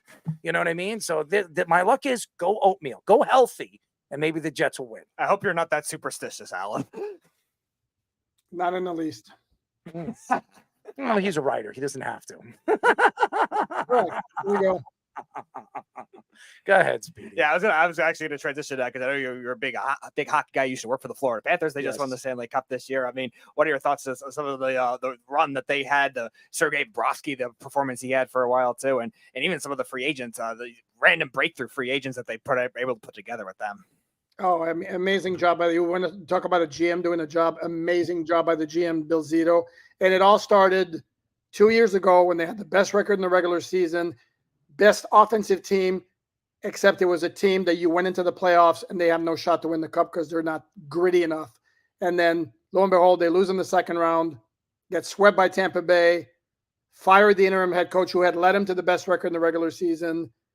Then they make that trade, Jonathan Huberdeau to Calgary, plus a couple of other guys for Matthew Tkachuk, completely turns around the team, becomes a team that can win the playoffs. Last year, they get to the final. This year, they win it. And for me, I covered that team like probably 25 of their 30 years in the league. And I saw them when they would play Tuesday nights against Ottawa or Carolina, and there'd be 5,000 people in the stands, and people were making jokes, taking pictures of the stands and putting them on social media and joking about it. And to see what they've become is absolutely amazing. And by the way, I love the Florida Panthers. I grew up, I'm a John Van Beesbrook fan. When Beezer was traded to the Vancouver Canucks and then put in the expansion draft, I followed the Florida Panthers. I was there as a Florida Panther fan in the year of the Rat. They lost against Colorado. They got swept. Patrick Waugh, Huey Croup pissed me off, made me throw up. But nevertheless, I was so happy for the Florida Panthers. That was a crazy series. They were up 3-0, let Edmonton come all the way back. McDavid is a beast. But this offseason is very interesting. And Florida is the favorites again next year to win the Stanley Cup. They're a tremendously talented team. They could lose a lot of players. Vladimir Tarasenko could be gone. Their leading scorer, what's his name again? Reinhart could be gone. I mean, there could be some transition. They have a bunch of good young players in their farm system. What are your thoughts to the Florida Panthers? Do you think they could be able to sign somebody like Reinhart, or do they look elsewhere in their farm system? I do think they're going to sign Sam Reinhart. They have, like you mentioned, other free agents. Brandon Montour, who's one of the best defensemen, is a free agent. You mentioned Tarasenko. Tarasenko is like toward the end of his career. I kind of get the feeling he enjoyed what he had. He should not be that expensive to re-sign. They have two defensemen they signed this year to plug in holes, and they want to play very well. Dmitry Kulikov and Oliver Ekman-Larsson. I am thinking maybe they're able to re-sign those two. Montour is going to be tough because I think he can get good money on the market, and they're only going to be able to pay so many guys. But Reinhardt's the key, and I think they re-signed Reinhardt. He said after they won the Cup, I love it here. I don't want to go anywhere. Obviously, they're going to have to show them the money to some extent. But they're going to keep the nucleus that they have, and they'll still be good next year. They have like established, the identity. They have a team that's always going to be a problem in the playoffs. And Paul Maurice is the Hall of Famer. There's no question. This Stanley Cup championship would seal the deal for Paul Maurice, one of the greatest coaches in NHL history, top 5 in wins and losses. I mean, the guy is unbelievable. Surprisingly, he's never won a Stanley Cup. That's the craziest thing. Paul Maurice being in the league, winning as much as he has never won a Stanley Cup until now. And that seals the deal. He will be going to the Hall of Fame. It's a sensational story. But, you look at the NHL and you go back and forth and you can argue what's going to happen next year. You don't know what some of these teams are going to do. Obviously, the Rangers are a really, really good team. I'm an Islander fan. I know they suck. And I as long as Lou Lamoriello is there, that team is probably going to be older, as old as my grandfather. I mean, they have players as old as my grandfather on that team.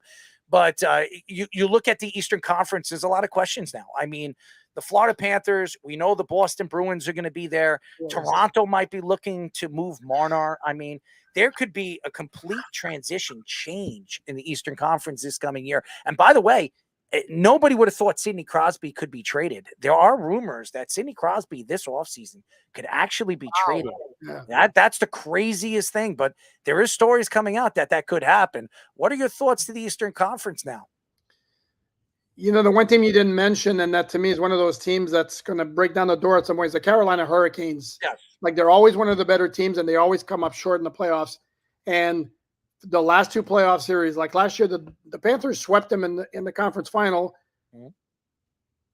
But Rod Brindamore made a comment for which he was killed. He said something like, I don't remember exactly the phrasing, but he basically suggested it was like a toss-up type of series, even though it was a sweep. And the dude was right. Like, every single game could have turned. I mean, it was like this close.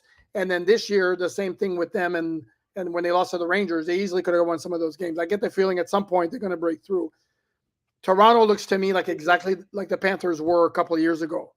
They need to change their identity, because what they have with those high-skilled guys, those 4 guys, Matthews, Marner, Tavares, and Nylander, that doesn't work. I mean, they've run it over and over and over again, and they don't come even that close. So why are they going to do it? But as you mentioned, Boston's always going to be there because apparently it's a rule. But yeah, no, there could be some new faces. Maybe Buffalo one of these years, because it's been 38 years actually is going to make the playoffs. By the way, I want to give a shout out to Kyle Oposo, too. An ex-Islander, a captain of the Islanders for a couple of years, a guy that has been really just craving to win a Stanley Cup, finally wins the Stanley Cup with the Florida Panthers. He will retire in the offseason. And congratulations to Kyle. I met Kyle Oposo, very, very nice kid. Grew up, here on the island, and I love the kid. I wasn't a big fan when they drafted him, but I met him a couple of times, and he's a sensational personality. He has a very good heart and a very good hockey player. So congratulations to Kyle Oposo as well. But no, absolutely. And he's another one like Tarasenko that they acquired late in the year, and he waived his no-trade clause because he was like, this is my shot. And you love to see that. That guy's had a great career, and now it never made the playoffs practically. He hops on a team that wins the cup. Well, I'm happy for him, and I'm happy for you, my friend, because you're a great writer, and I do love you. I love arguing with you. I love going back and forth with you. It's fantastic. You're a great writer. I have look at that. Look at the hearts. I'm a little happy over there, Mr. Poupart. I mean, but we will talk soon. I definitely want to get you on before the season starts. There's a lot to get into with the Miami Dolphins, and I mean, the Giants Hard Knock starts on July 1st. I can't wait to watch that and laugh about it. But, that's interesting. We will get into that after we get off with you with the whole Saquon Barkley situation, as we're going to see the whole backlash behind it during that Hard Knocks, episode. But we really appreciate you. Keep up the good work, and we'll talk to you soon, buddy. Sounds good. Thanks for having me. Alain Poupart. And I love that Expo hat, by the way. I love it. It's nice. I like it. I always love the Expos. Why don't they bring the Expos back? I don't understand. The MLB should be bringing a baseball team back to Montreal. Or just have the Rockies just fold and just. I mean, look at the Blue Jays. They're trading away all their pieces. Bo Bichette will probably be gone. Vladimir Guerrero will be gone. Why don't you send them to the Expos? Bring them back, but with some money to operate. No bare bones that's budget type of crap. That doesn't work. No question. And by the way, if you look at some of the great players that came from the Expos, Hall of Famers, some of the best ever. Vladimir Guerrero, Pedro Martinez. You can go up and down those rosters. That roster was loaded. So crazy that they haven't brought back the Montreal Expos. But thank you, Alain Poupart, ladies and gentlemen. He's fantastic. Anyways, wow. And it's been a great show. Alain is a great guy. He really is. I love Alain. We go back and forth. That's what I love about him. And he thinks I was hurt or his butt hurt by anything that he said. I really wasn't. I think the next time we have to get him on, we have to do it before a Jets-Dolphins game. I just have, what do you say? What does Keith say? Best guess you've ever had. Wow. All righty. Very high praise from Keith. Yeah. Listen, Alan's a good guy. We've gone back and forth on this show many times. I think that was the third time he's been on the show. So, Alan, the one thing I could give credit to Alan, he doesn't back down.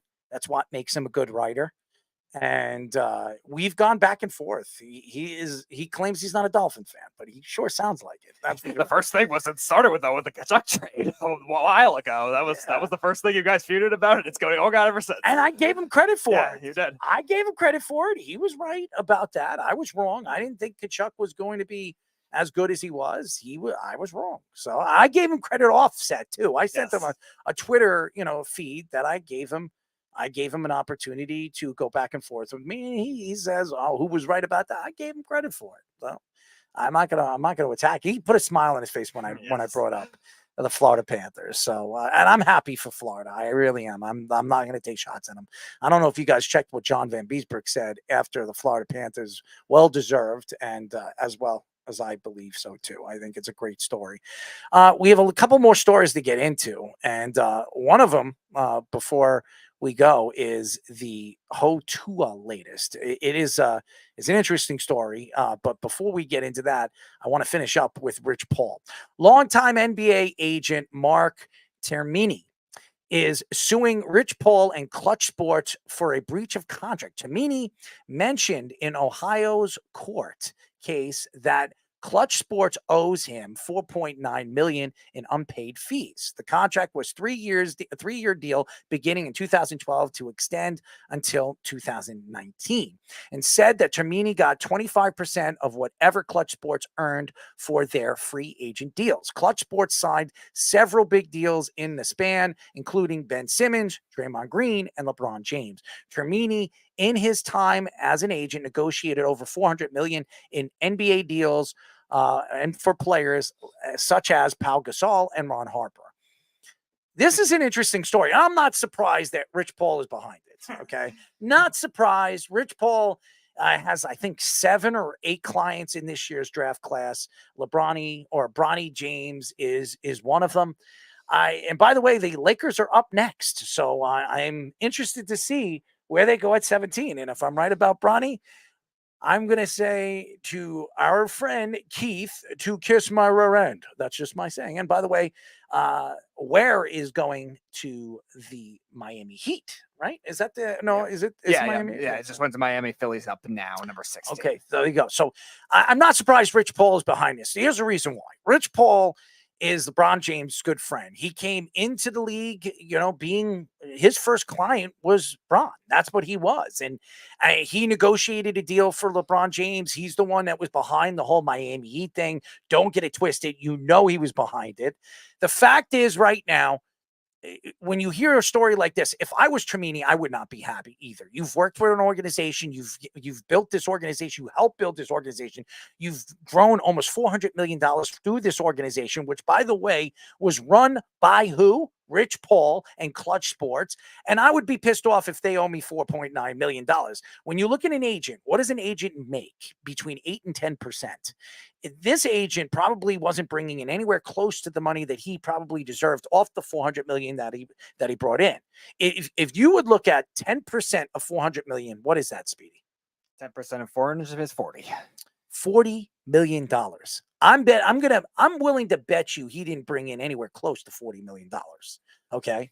And that's the problem right now. Rich Paul, I don't know anything about Rich Paul personally. I don't know. I know he's dating a world-renowned singer. We all know what he is as a genius when it comes to negotiating deals. LeBron James, he says, is the biggest genius in professional sports. Look at all the deals that he's made me. Or look at all the money that he's negotiated for me. Good for him. That's what you do when you're a best friend or you're a friend of one of the greatest basketball players ever. I'm not going to sit here and tell you what I know or don't know about this guy. What I could tell you about this guy is he's a cheat. He is not a good person. I've heard stories through many different players over the years that say Rich Paul is not a fair person.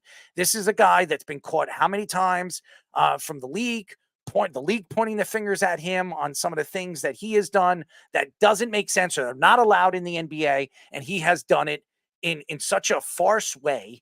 I don't like the guy. I don't know him and I don't like the guy. I'm not surprised this happened. And I feel bad for Mark Tamini. I don't know what he's going to win. I hope he has proof. I hope he has paperwork, because if you don't have any paperwork, you're not going to win against a guy that's got hundreds of $millions behind him. He's got LeBron James standing behind him. Yeah. And Termini will probably never get a job again. He'll probably not get an agent job again, because he's going after one of the biggest sports agents and one of the biggest NBA agents in the NBA right now. So I'm not surprised this story is growing, and I'm not surprised that we're going to hear a little bit more in depth on what Termini has as far as information is concerned over Rich Paul and Clutch Sports, because I'm sure he has a ton of information that can get them into trouble. Right, because also, besides Rich Paul, Clutch Sports is already growing as it is, and like you said, with a lot of the younger players that really have come into the NBA draft probably the last 6 years, a lot of them have been Clutch Sports clients. I know, obviously, some of those big contracts didn't work out. You mentioned Ben Simmons, which is the worst one in the NBA right now. I think Tristan Thompson had a bad one, too. Like, ones that didn't work out, but that doesn't go against what the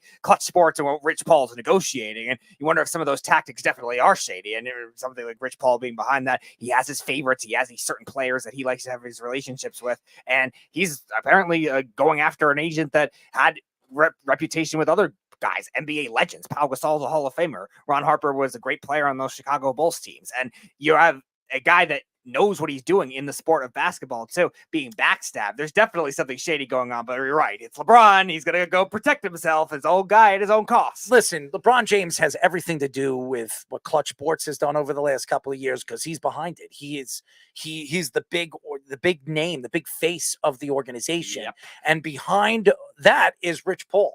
So if you don't think Rich Paul had anything defined behind it, or you can't find something that Rich Paul had something to do with any of these altercations and money, who knows? Maybe there's laundering going on. Who knows what's going on? Who knows what's going on? But Termini probably has a lot of information. And if I was Rich Paul in Clutch Sports, I would just pay the guy off and let him go. $4.9 million is not a lot of money for an organization that's made hundreds of millions of dollars. So just pay the guy and let him go. Because if he releases information that he has on your organization or a certain person or persons, you're going to be in a lot of trouble. And that's all I'm going to say. And the NBA would love to drop the hammer on Rich Paul. Oh, yeah. Okay. Love it. All right. Because they don't like Rich Paul, and Rich Paul don't like the NBA. The only reason why Rich Paul has a job still is because he's LeBron James's butt buddy. That's just what I'm saying. All right. That's all I'm going to say about that. Well, we're done with that story because I can go even more deeper into it and it would piss me off. Let's get into some football conversation. Let's bring the guys in. We'll bring in Scoops after we bring in Fish. So let's do it. The Miami Herald, Omar Kelly reports that the Dolphins will not pay Tua a contract like what Jared Goff got from the Lions or Trevor Lawrence got from the Jaguars. ESPN's Jeff Darlington reports that Tua told the Dolphins that their front office has to keep up with the quarterback market trend. He said that after Jared Goff got signed by the Lions in the mid-May, but before Trevor Lawrence got his contract a few weeks ago, Goff got $53 million per year, while Trevor Lawrence got $55 million per year. The Dolphins recently paid Jaylen Waddle $28.2 million per year and still have to pay big money to Tyreek Hill, Teron Armstead, and Bradley Chubb. Tua led by the way, they did give Bradley Chubb a long-term deal. They did. Yes. 5 years. Tua led the NFL in pass yards last season with 4,624 yards and had a career high 29 touchdowns and a 69.3% completion percentage. I do not believe Tua is worth $55 million. Okay. And by the way, congratulations, Jared McCain. Great signing, great move by the 76ers drafting him. I like McCain. I think he's going to be a good point guard in this league. Tua is not worth $55 million. And I don't, not to say that he doesn't have the talent to be a top 10 quarterback, because he is. And I believe with the talent they have around him, he could throw 5,000 yards this year. It's not going to sell me enough to tell me until he wins a Super Bowl, until he takes his team to a Super Bowl. I don't know if I trust that this team is going to get over the hump. And by the way, I think we're frozen over here, Speedy. I do think that we're frozen over here, but if not, there we are. We're back again. But I do believe Tua should get a contract. I think he should get an extension. I think if you look at the quarterbacks right now, I think he's a Daniel Jones type of quarterback. You pay him $40 to $45 million. I think that's what he's worth with some incentives.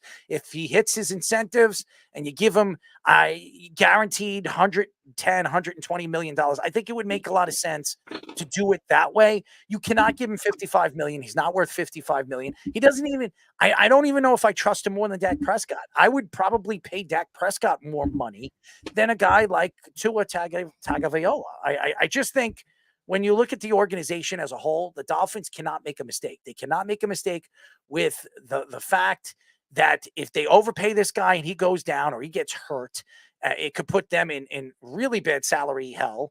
And this is an organization that has been very, very bad for many, many years. And now finally they have a team. They have weapons all over the field. They have a coach that's competent, that knows what he's doing.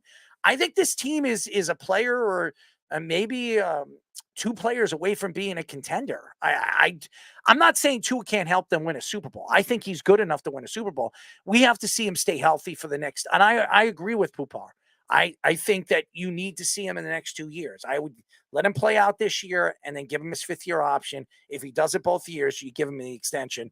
By then, he could be making $70 million. And that's why if he has another good season this coming year, I would extend him after this year. If he puts 4,800 yards up and 32 touchdowns and he has a 70% completion percentage, I think you extend him. I don't give him 55. I give him between 45 and 50. But if he wants his contract now, no more than 40 to 45 million. No, I think the Dolphins are going to have two approaches here, because I agree with Alain Poupart too. Let him play the 5th-year option this year to see if he can stay healthy. Because if he stays healthy a second straight year, then maybe you have a little more faith to trust that kind of thing.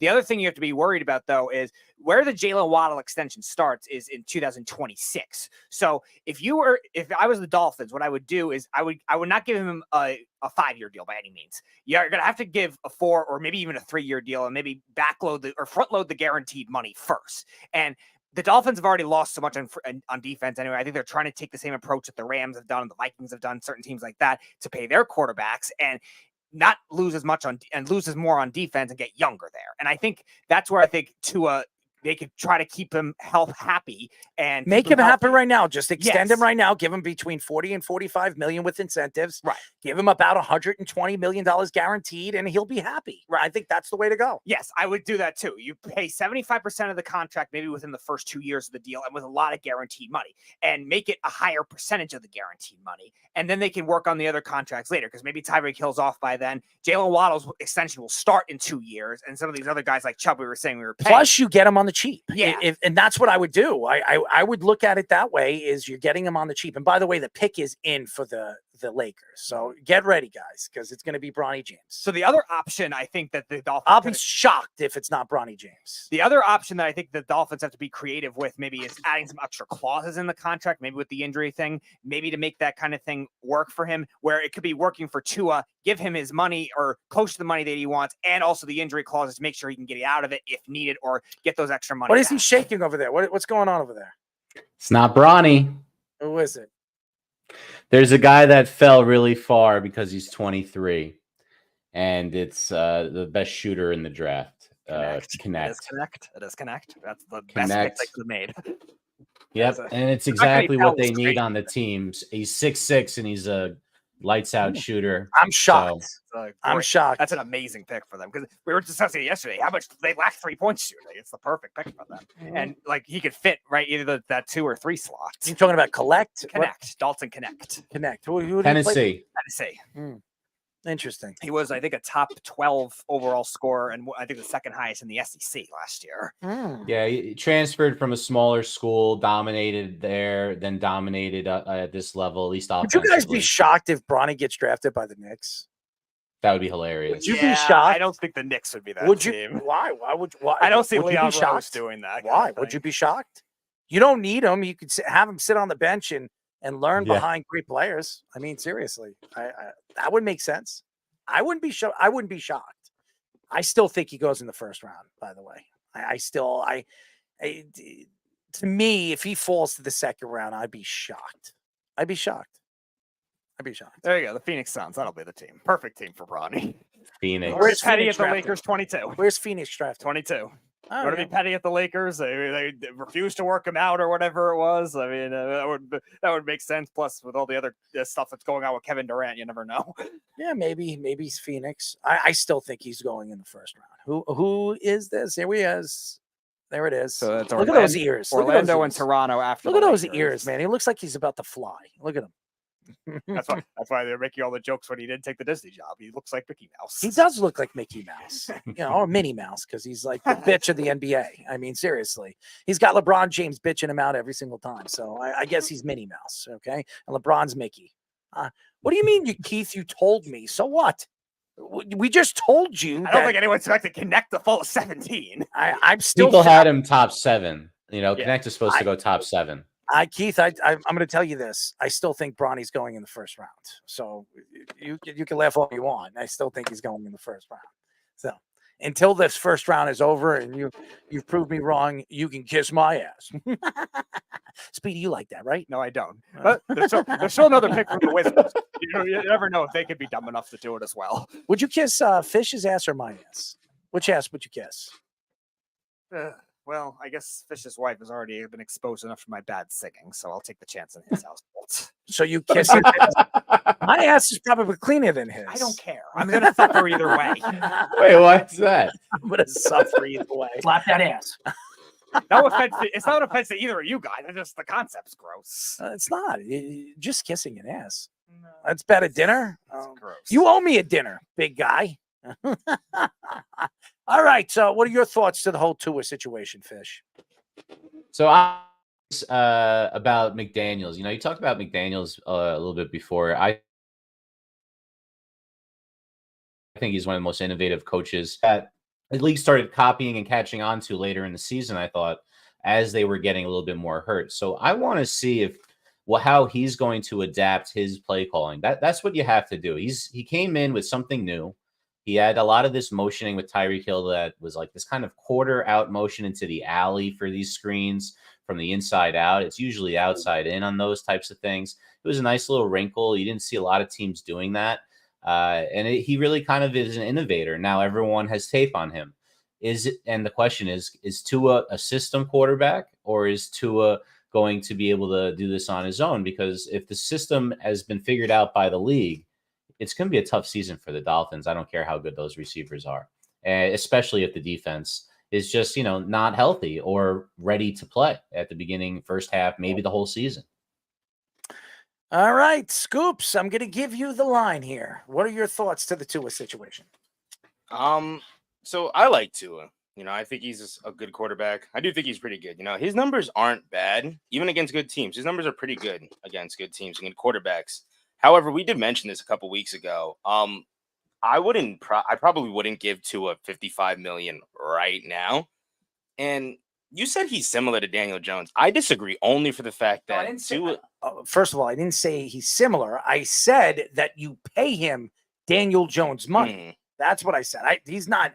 Daniel Jones isn't until Daniel Jones proves that he can play like Tua. Right. I wouldn't. But I like Daniel Jones. I think Daniel Jones, if he has weapons, he can succeed. But I didn't say that he's Daniel Jones. Okay, so Daniel Jones money. That's okay, gotcha. But anyways, my thing is that he's like I mentioned this before too. The Dolphins aren't good at clinching anything right now. So I mean, you look at the defense and everything that they're mustering together for next season. Paying him right now $55 million a year, it's going to look like a Trevor Lawrence 2.0 contract. So I mean, the fact that they can't get over the playoff hump, to sign him that much right now is not a good idea. So interesting. That is interesting. Anyways, so we got Scoops' thoughts. We got Fish's thoughts with the whole Tua thing, and there's a final story. And I know you both are Giant fans, so this is an interesting one. The trailer for Hard Knocks was released and showed the Giants general manager Joe Schoen telling Saquon to give them a chance to re-sign him. Saquon tweeted last month that the Giants never gave him an offer to come back during the free agency process. The Giants fans responded to Saquon's tweet, calling him a traitor, and took shots at Saquon attending the Knicks 76ers playoff series. The Eagles' right tackle Lane Johnson called Saquon signing with the Eagles an alternate reality. Eagles pass rusher Brandon Graham says it sucks for the Giant fans, and he is ready for a swan song season for Saquon. Barkley had 942 rushing yards, 1,242 total scrimmage yards, and 10 touchdowns last season. I'm going to tell you this right now. After the reality of watching this on Hard Knocks, because the Giants are probably going to protect themselves, even though it's going to make the Giants look good because it shows that Joe Schoen said, give us a chance. You know damn well Joe Schoen and HBO they're going to try to hide the truth of what really happened between them and Saquon Barkley, because the Jets had control last year on what they wanted on the show and what they didn't want on the show, especially with dropping players and obviously keeping players. They didn't want it, and the Giants are the same way this year. I think the Giants have more control over HBO now, and obviously Hard Knocks. Hard Knocks is following and obeying the laws of what the Giants want, and I think Joe Shane's going to look better right now with the whole Saquon Barkley thing for the Giant fans and for the league, because they're not going to really show what really lied between him and Saquon Barkley. I really do believe Joe Shane had no interest in bringing Saquon Barkley back. His whole plan was to give Daniel Jones that extension. Was he right about it? I think I would have given him an option. I would have given him his player option or whatever, his 4th or 5th year option, whatever he had left. I would not have extended Daniel Jones, because Daniel Jones has to prove that he can stay healthy. How about this? Saquon was not the only piece that they lost. They lost other pieces in the offseason. And if you were going to lose a weapon like Saquon Barkley, why didn't you bring in a free agent wide receiver? Who'd you bring in? Robinson, a guy that's washed up? Bring in a real wide receiver to play with Malik Neighbors. Now, everybody keeps saying how great Malik Neighbors is. You have one weapon on that team. You had one weapon on the team last year, Saquon Barkley. Now, if you had Saquon Barkley and Malik Neighbors, you have 2 weapons. And what does that help for the New York Giants? It helps so much for the organization and the offensive side of the ball. You helped on the offensive line, but did you? You don't know what this offensive line is going to be. What are you going to do with Evan Neal? You're going to put him at guard, or you're going to keep him at the tackle position? There's a lot of questions with the New York Giants, and maybe on Hard Knocks, you're going to see that. You're going to get to see their draft. You're going to see the backstages of the NFL draft. Some of the Giant fans like the Giants draft. What I don't like is the way they treated Saquon Barkley. I think they were wrong. I think the fans are wrong, calling him a traitor. The fact that he went to a Knicks and 76ers game, who cares? It doesn't matter. The fact is this guy has been the heart and soul of your organization. All he wanted was a $38 million. He wanted an extension. The Giants did not want to give it to him. They would rather give this guy and that guy.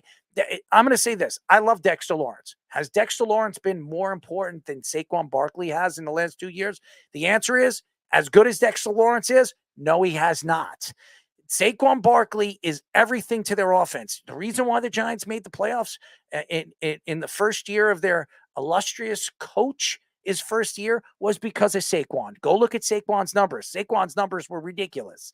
Everything was run through Saquon. If you look at the Giants' record without Saquon, they have a losing record. Look at Daniel Jones's record when Saquon's not in the lineup, a losing record. That should tell you how good Saquon Barkley is. And the Giants made a mistake. It's going to catch up to them, and the Eagles are going to be laughing to the bank because they got themselves a beast of a man that's going to run all over the New York Giants in not 1, but 2 games this year. Yeah, it's already going to start with all these comments that are being made by these Eagles offensive and defensive players. The rivalry is already being fueled, and that kind of thing is definitely going to be a storyline on Hard Knocks as well. Now, you're right. The Giants and the ownership with John Mara might not want it to be shown all the way. I don't know if they would have taken that. That's why they took it out 100%, because I don't know if you guys know about Hard Knocks.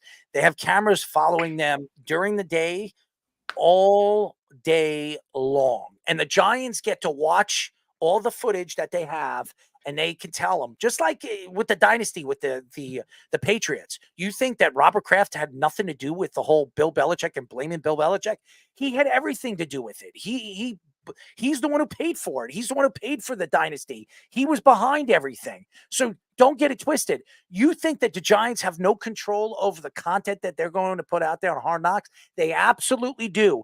They're going to pin this on Saquon Barkley. They're going to make Saquon Barkley look bad and Joe Shane look all and mighty, when the truth is Joe Shane is the reason why Saquon Barkley is playing for the Eagles and not the Giants. Yeah, and they're not going to obviously expose the stuff in the front office to make them look bad either, especially Steve Tisch is the guy that used to work in film too. There's no way he's going to let that happen. And that's why they're going to make you look bad and make you look like an NFC East villain tour again. Of course. We always see with the Eagles and the So Cowboys, the Saquon Giants Barkley's and the Cowboys. Yeah, and I think that's the way that they're going to portray it in a way. And I think the tensions that's been going on has been not just this year. It's been going on for 2 years now, even in that 2022 season. And I think the fact that the Giants got so hot at the beginning of that season maybe changed their plans originally, and Joe Shane was just going to rebuild like he did with the Bills too. They got the team young all at once, and all of a sudden, they have a playoff year. They won a playoff game. the plans are changing. Now you got to give Daniel Jones $40 million a year, and you have to make Saquon Barkley really struggle to get the contract that he deserves. Meanwhile, he wanted a contract that was $11 million a year, where they wouldn't have had to pay him as much as they did originally 2 years ago, and they had no backup plan after that. I think the Giants made a big mistake. I think it's going to come back and haunt them. I really do believe it's going to come back and haunt them. It's crazy. I think that with the Giants in the organization and where the organization is moving, I think there's a lot of questions if Joe Shane's the guy. There's a lot of questions if Daboll's the guy. And this is the year that they're going to have to prove themselves. And losing Saquon Barkley is going to catch. It's going to catch. And by the way, Saquon is they definitely have that board marked down for Saquon Barkley when he heads to Giants, MetLife Stadium, and when they play in Philadelphia. I'm telling you right now, Saquon Barkley, the Giants better be ready for this, because they're going to give the ball, they're going to hand the ball off to the beast, and they're going to have to stop him, because if he runs all over them, and he's the reason why that the Eagles are going to beat the Giants down in both those games, and it's him.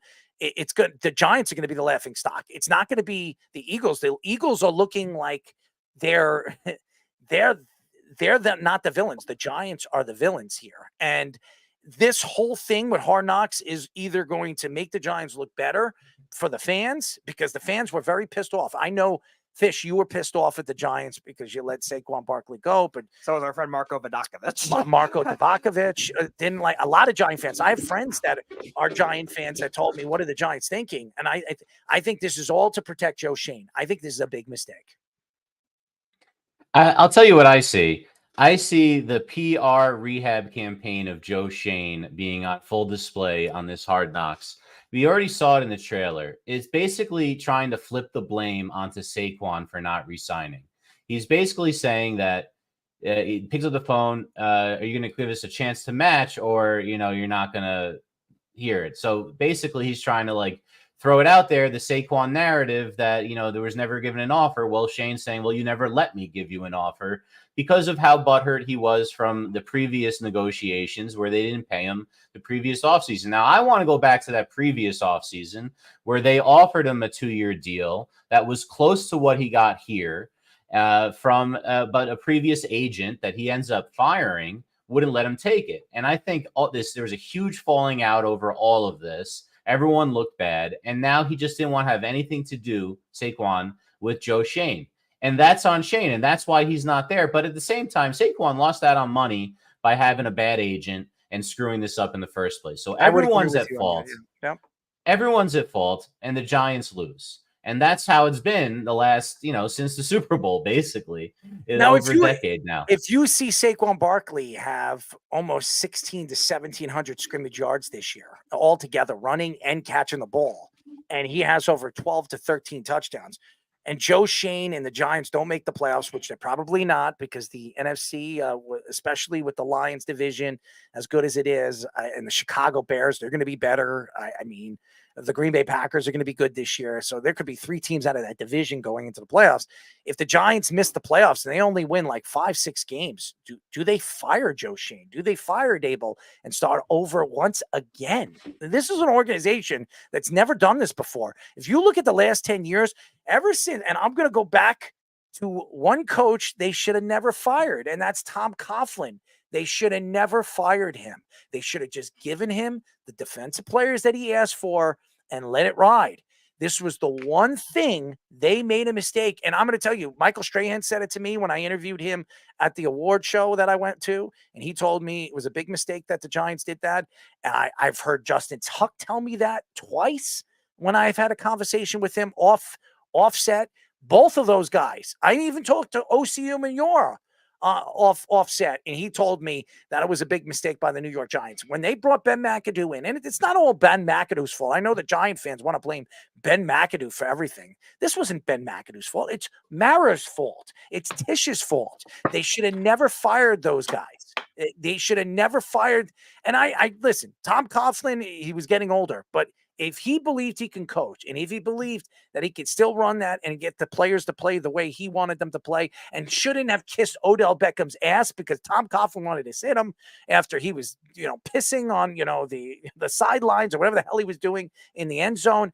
Tom Coughlin wanted to sit him out, And the ownership didn't want to do that because he was the superstar of the team. They should have just kept Tom Coughlin there. If they did that, I think the Giants would be in a better position right now. I think Joe Shane wouldn't be there. I don't think these coaches that they've had over the years would be there because Tom Coughlin would have been there for 5 more years. They would have figured out maybe one of these younger coaches that are actually succeeding. Hey, maybe in the long run, they would have gotten one of these other guys that maybe a Kyle Shanahan or somebody like that to come over here and coach the New York Giants. They made a mistake. And I think the Tom Coughlin thing is caught up and smacked them in the back of the head. So yeah, no, you also look at like Fisher was actually mentioning in the comment section too, Jerry Reese as well. I don't think he was another one that didn't evolve with the times either. And I think the Giants are still they were talking about stubbornness of these old school teams. We were talking about it with the Raiders all the time, and it seems like that Washington. The Giants are kind of getting in that mold, and they're finally breaking out of it a little, but trying to be a little more progressive. But at the same time, you're also making it harder when you're giving all these players these hard times and making it hard to keep players there. All right, Scoops, you're a Giant fan. What is your thoughts? What are you muting me for? So my thing is they're definitely going to try to hide up to cover up the truth in some way. I even heard that after free agency actually hit, Saquon went to the Giants and told them saying like, this is what I'm offered. I think it was 3 deals from the Eagles, Texans, and the Bears at the time. And they just let him walk. They let him walk. He signs with the Eagles. And like I said, they're going to find a way to cover it up because it's messy, especially after the tweets that he sent and everything, after the thing that happened with Tiki Barber. That's going to get covered up in that sense. So especially since that he also went to the Eagles, which is a fan base that the Giants have groomed their fans to not like. So another reason too is if you think about it, the whole Wink Martindale situation. I mean, the fans are being told Wink is fine, Saquon's fine, that both of them are going to be returning. And in reality, it wasn't like that at all. You've seen that, like I said, it was a messy situation. So they're definitely going to find a way to cover that in that sense. And also, I want to point out, Hard Knocks is supposed to show their offseason growth, their offseason acquisitions, everything that's going to, of course, make them better for next season. That's good and all. They're probably going to have somebody quote something from either Dable or Shane. But if the Giants are bad when they play the Eagles, and they play the Eagles pretty late in the season, week 7, October 20th, if they play the Eagles and they're bad at the time, Saquon runs all over them, Joe Shane or Dable is going to get fired after that game because they're going to be shown that they don't know what they're doing. So I would agree with you. I would agree with you. Mute him over here because there's a lot of sounds over there. I do believe that the Giants this year are going to be looked at in those Eagle games. They're divisional games. The Cowboys, the Eagles, the Washington football team, whatever they call them, the Commanders. There's the Giants right now, as much as they didn't want to be on Hard Knocks, just like the Jets didn't want to be on Hard Knocks last year.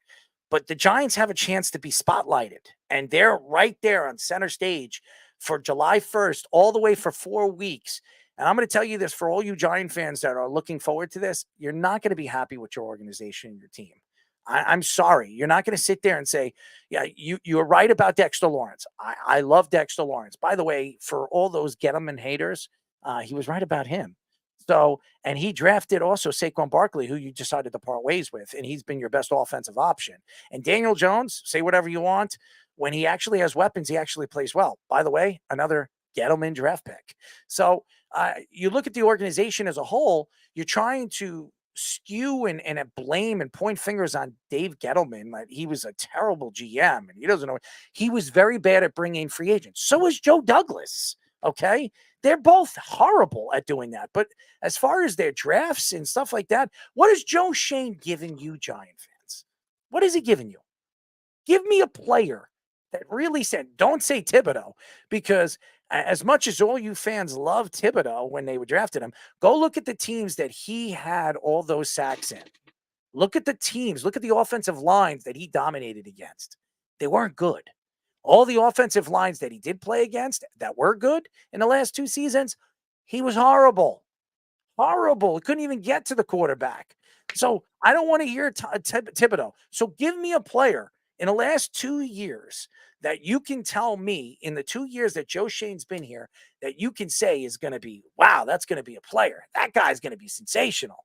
The answer, what is your center? The center was up and down this year. He couldn't even stay healthy. So give it to me. What is it? What is it? I like Wandale. Dev, I'm gonna throw that out there. He's my sleeper in fantasy this year. He's going to be a real slot receiver. We have got stud receivers talking about how great his routes are. Wandale Robinson, that guy you're talking about? Good. Get That's what I'm talking about. That guy can't stay on the field. That guy He is tore an not ACL. daddy. Stop it. You're as a Giant fan, I love you, Fish, and I know you're a Giant fan. You're gonna sell me that Wandale Robinson is gonna be great this year. Here's the guy, Malik Neighbors. He better hope that Malik Neighbors is gonna tear the league apart this year. Because if he doesn't, and they didn't bring in anybody to help him, they're done. He's done. Joe Shane's done. I definitely Dable's done. I mean, he's got the whole coaching staff hating him. Okay, there were players coming out and throwing him under the bus too.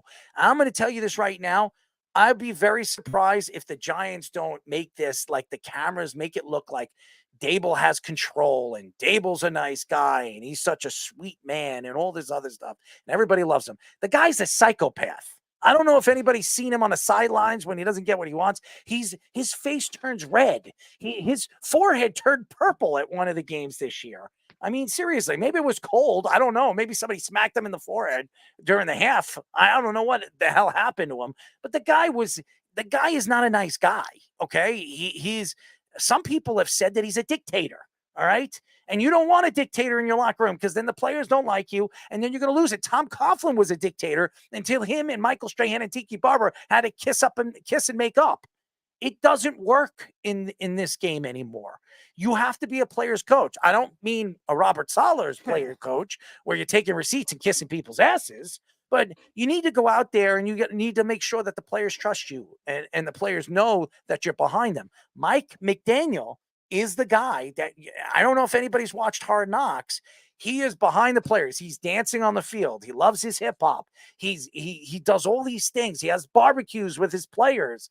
I mean, his daughter's almost taller than he is. I mean, seriously, it's hilarious. And that's what you want. You want your coach to be your buddy, and Sean McVay is another one like that. And that's why it's worked for him. So I'm telling you right now, Dable is on the hot seat. Joe Shane is on the hot seat. And anybody that doesn't believe that and believes that the Giants are going to just go out there and just run all over people, I love Malik Neighbors. I think he's going to be great. I really think he's going to be fun to watch. He could be the best wide receiver in this class. But if you don't have any other weapons besides him, what a team's going to do when they do see him on the field? They're going to double him. They're going to make the other players beat him. And Daniel Jones is going to have that problem because he doesn't have Saquon Barkley saving him anymore. He's got, let me see, the guy that played for the Texans. Oh, yeah, I remember his name. No, I don't. Exactly. It's ridiculous. And the Giants are going to sell that? They're going to sell that? Give me a break. It's not going to sell me anything. The Giants made a mistake. They should take responsibility for what they did. Stop pinpointing that Saquon's a traitor because all it's doing is pissing him off. That's pissing him off. I'd be pissed off if I heard my owner and my GM and my coach tell me that you didn't give me a chance to match it. Are you nuts? You were never matching it. Who are you trying to kid? That's all I'm going to say about that. It's ridiculous. He says Mike McDaniel's bizarre. He's a psychopath. Well, yeah, but he's had anger management. He is. Yeah. He's bizarre. He's a psychopath. Yeah. Who cares? I love him. And who the hell thinks the Giants are going to run all over anyone? Well, not anymore. The Giants are going to have a lot of problems this year. There's so many things. Everybody keeps thinking this defense is going to be better than it was last year. How? They don't have Wink Martindale. They're starting a new defensive scheme. Who is their defensive coordinator? How's that? They're in a lot of trouble, the Giants. They really are. And now they're thinking about parting ways with Daniel Jones. How does that make sense? You haven't given him any weapons. You've given him nothing. You've given him nothing. He has failed because of it. And then you bring in this kid. What's his name again? He's the New Jersey kid. Tommy DeVito. Tommy DeVito. I mean, he played one game? He threw 190 yards, and everybody he went loved off him? against the Packers. Get out of here! That was it. Get out of here! Three straight wins.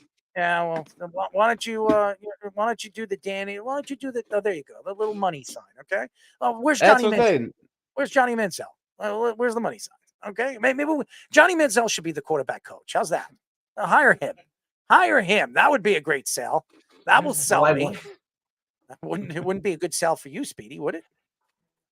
What would be a good sell? I'm not trusting that. Godfish. Wandell Robinson being your long lost buddy? How about Saquon Barkley smacking your ass? Tiki Barber licking your I'll give you balls? that one. There. No, I'm not going there. Oh, Speedy, I love you. I do.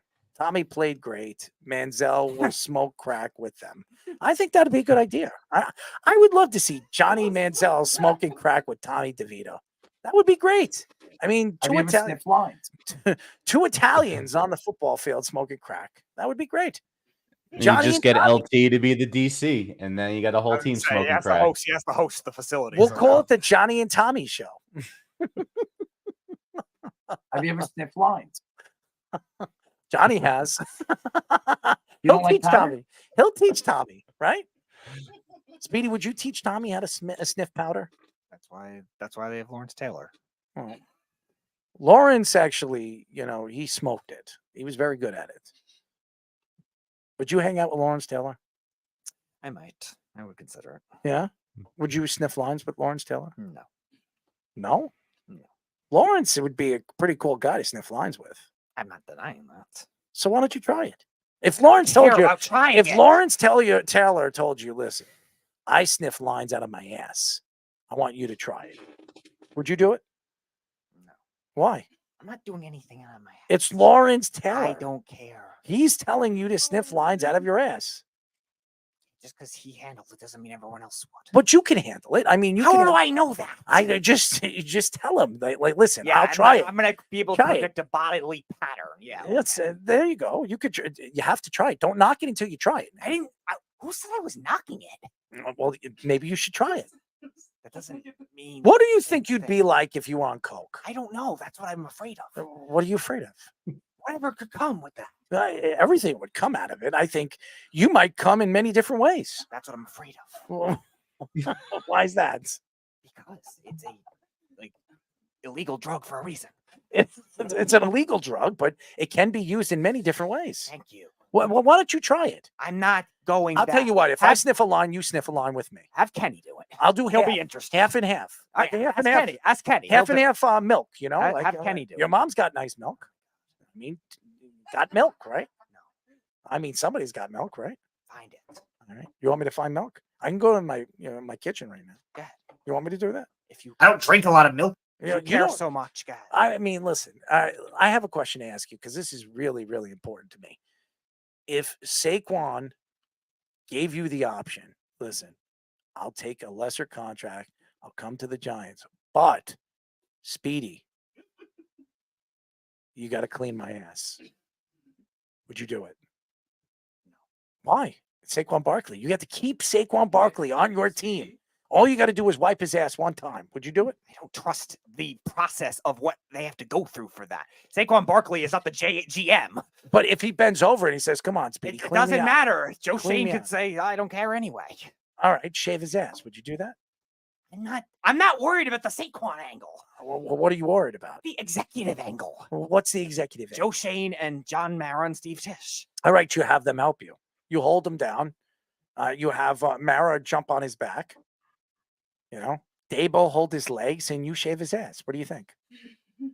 That seems like a process that will require much less than 3 people. well, that's it takes 3 to tango, right?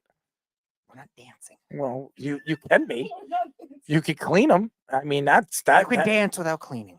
All right. How? Well, hold on one second. You can dance and clean at the same time. You do know that. I'm not trying. Let's try that. Well, right here. I mean, you could dust the studio right now, and you can dance. And also clean your ass, wipe your ass. I have tissues for you. I mean, this is a good chance for you to get to know Saquon Barkley a little bit more interesting, close, and caption, everything right in front of your face. So you're just going to let Saquon go. He's gone. But I'm saying if he was here and all you had to do was clean his ass. I don't trust the process of everything. What do you not trust? He'll sign a contract. All you got to do is clean his ass, shave his ass. Yeah, and then the Giants will get suspended for tampering. Well, tampering, they don't even know who you are. Remember? Exactly. They don't even know who you are. Exactly. All right. So Saquon Barkley does sexual crap with random fans, then he's suspended for the season. Nice going. It'll be a waste of money.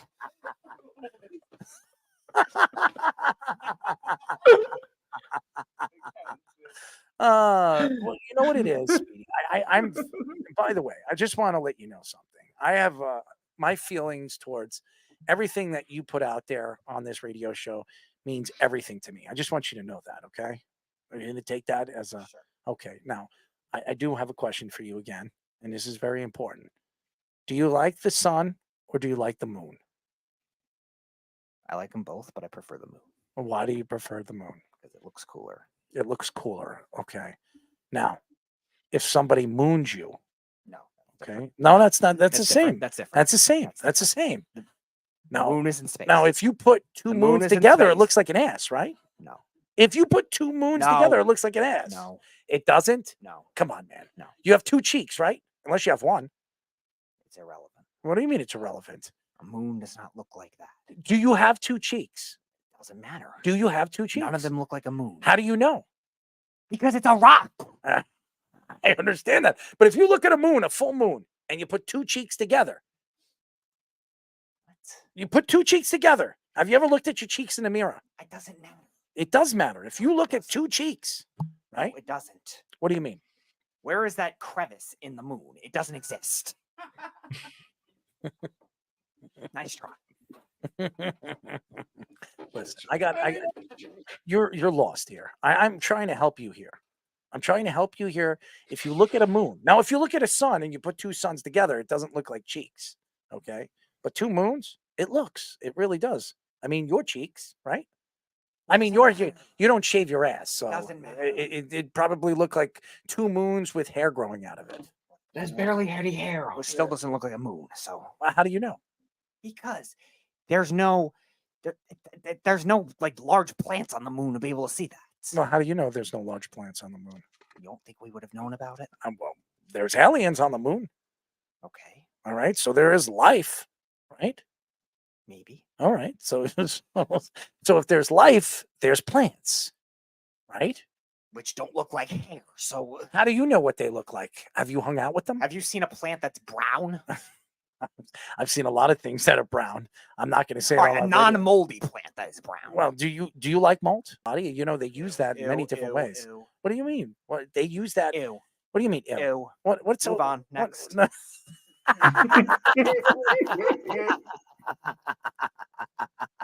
Move on next. Do you know they use mold, in Africa to heal wounds? Did you know that? Okay.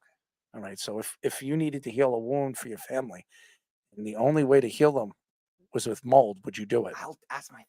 I'm asking you. I'm asking my family. I'm I'm asking you. trusting a medical professional. I'm trusting me. I'm not trusting myself Why not? because I'm not a medical professional. But maybe you are. No, I'm not. How do you know? Could I call you Dr. Speedy? No. Could I call you Dr. Anybody? No. Could I call you anything? What do you want me to call you? I don't know. I don't care. Doesn't Big matter. ass, small ass, moon doctor. What do you want me to I call don't care about reference of names. you? What do you care about? Nothing that involves this conversation.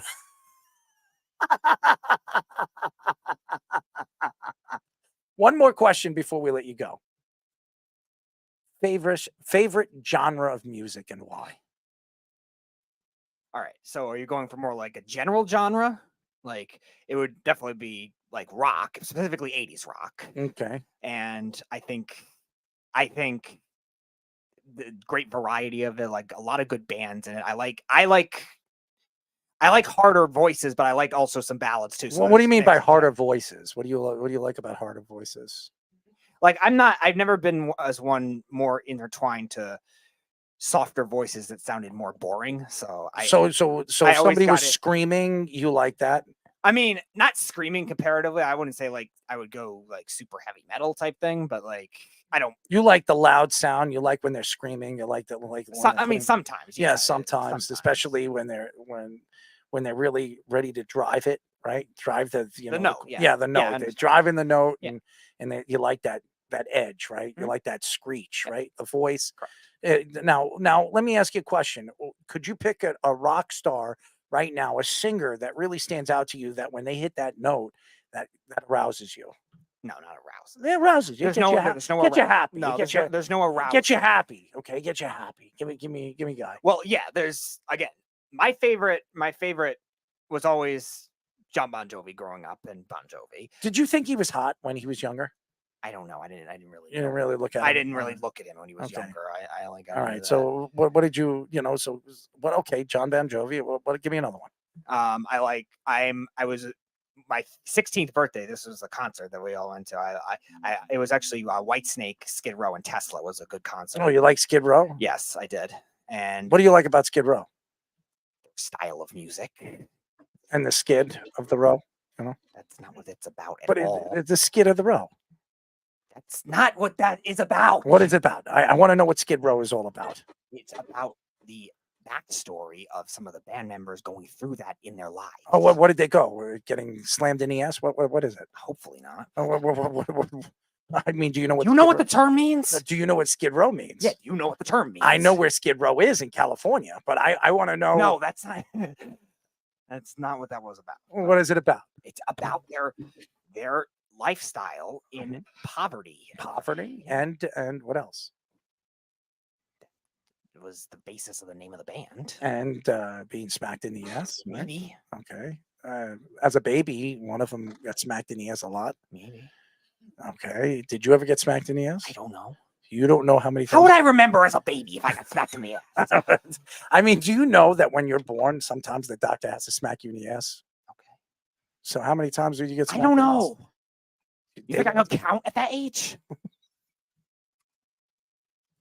I mean, somebody had to smack you in the ass. Okay. Who do you think? What parent do you think would have done that? I don't know. Or who, if you were to guess? Only my mom, because she held me more. I love you, man. I love you.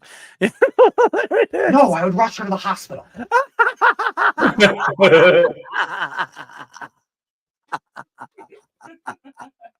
Do you have a white snake? I have a shirt. Yeah, but do you have a white snake? Do you like white snake? I like the band. Yeah, but do you have a white snake? No. You I don't would never have white own a snake. But you do have a snake. Everybody's got a I snake. would never own a snake. But we all have a snake. No, You don't have a snake? I would never own a snake. I have a snake. That's a scary thought. Do you want to see my snake? No, I mean, I don't want to come anywhere near it.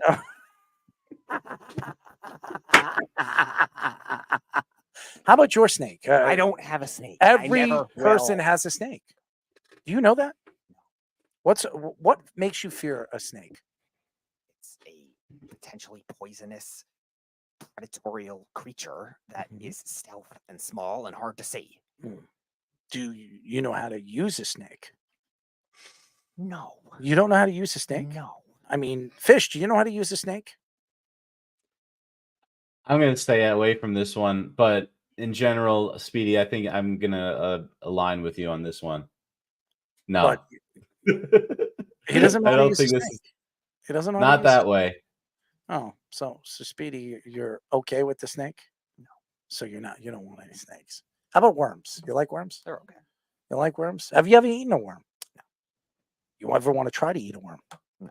Why? I don't care about eating something that was. You know, already there's in a lot of dirt. protein in. I don't care. I mean, they use worms in many different Yes, places. I know. What do you think they do with those worms? Whatever their cultural meals are. You know, Richard Gere used to stick a worm up his ass. You know that, right? You want to try that? No. Why not? I don't want to stick anything in my ass. Oh, you could try it. I don't want to. It could be fun. I don't want to. I mean, Men it's in Black slippery. memory eraser. There it is, Men in Black memory eraser. So, I mean, yeah, you could do that. I mean, you could do a lot of things. I mean, you can help out Jeff. You know, I don't want to. you don't want to help out Jeff. Screw Jeff, right? I'm not going that far. Well, how far do you want to go? Neither. So you want to do it? Neither. You want to go deep? Neither. No extremes. No deep? No extremes. No deepness? No to it? extremes. No deep. So you're going to extremes. stay away from the deepness. Neutral. All right. You're going to stay neutral, but no deepness. Correct. All right. So Speedy doesn't want to go deep with the worms. All right. Ladies and gentlemen, that is Speedy Petey. Anyways, great show, ladies and gentlemen. We're waiting, and the Knicks are up for number 24 as the Bucks draft A.J. Johnson. Who's still available? Is my guy still available? Oh, man. The Knicks are up. I want to give a shout out to our very special guest, Dan Purcell, for joining us. He was fantastic. Thank you to Alain Poupart. Thank you to all the fans. I want to apologize. There is no show tomorrow, but that's why we did back-to-back shows. I will be back. Well, what is it? We traded our pick. Oh, the Knicks traded their pick. So it looks like the Knicks traded their pick as Jeff comes out and says the Knicks traded the number 24 pick. Thank you to all the fans. Thank you to Jeff for being Jeff. Thank you. Thank you, Speedy, for being Speedy as always. We love you, Speedy. You do look sexy with that, that shirt on, man. I mean, it needs to be ironed a little bit. So I'm just letting you know that. Thank you to Speedy Petey, as always, all the hard work and dedication. Thank you to Fish. He's fantastic. All the graphics. Thank you to Scoops for his sports minutes and his addition. What is he saying over here? How about a shout out to me for being right about Bronny? It's not over yet, buddy. It's not over. Anyways, again, thank you to all the fans. We will be back on Tuesday. Speedy, we have anything lined up next week? Yeah, Craig Garton's son's coming on, Sonny, on Tuesday at 9:00. Sonny Carton's going to be joining us on Tuesday. That's going to be fun. So get ready, ladies and gentlemen. We're very excited. And we'll have more guests lined up. Speedy's working on it. And thank you to all the fans out there. And go Knicks. Hopefully everything works out. It's been a good 24 hours, and hopefully it'll be a good another 24 hours after this draft, and hopefully Leon Rose doesn't trade them all away. Anyways, soon, my friend, it's over. What is he saying? Oh, what is it? Okay, Keith. All right, relax, Keith. Keith, you want to smack Speedy in the ass? That would be yes. Irrelevant. Anyways, slap that ass. Slack that ass. Smack that ass, Speedy. Anyways, gotta go. We'll talk to you then. Good night. Bye-bye. You're listening to the Worldwide Sports Radio Network. Take a look under your bed.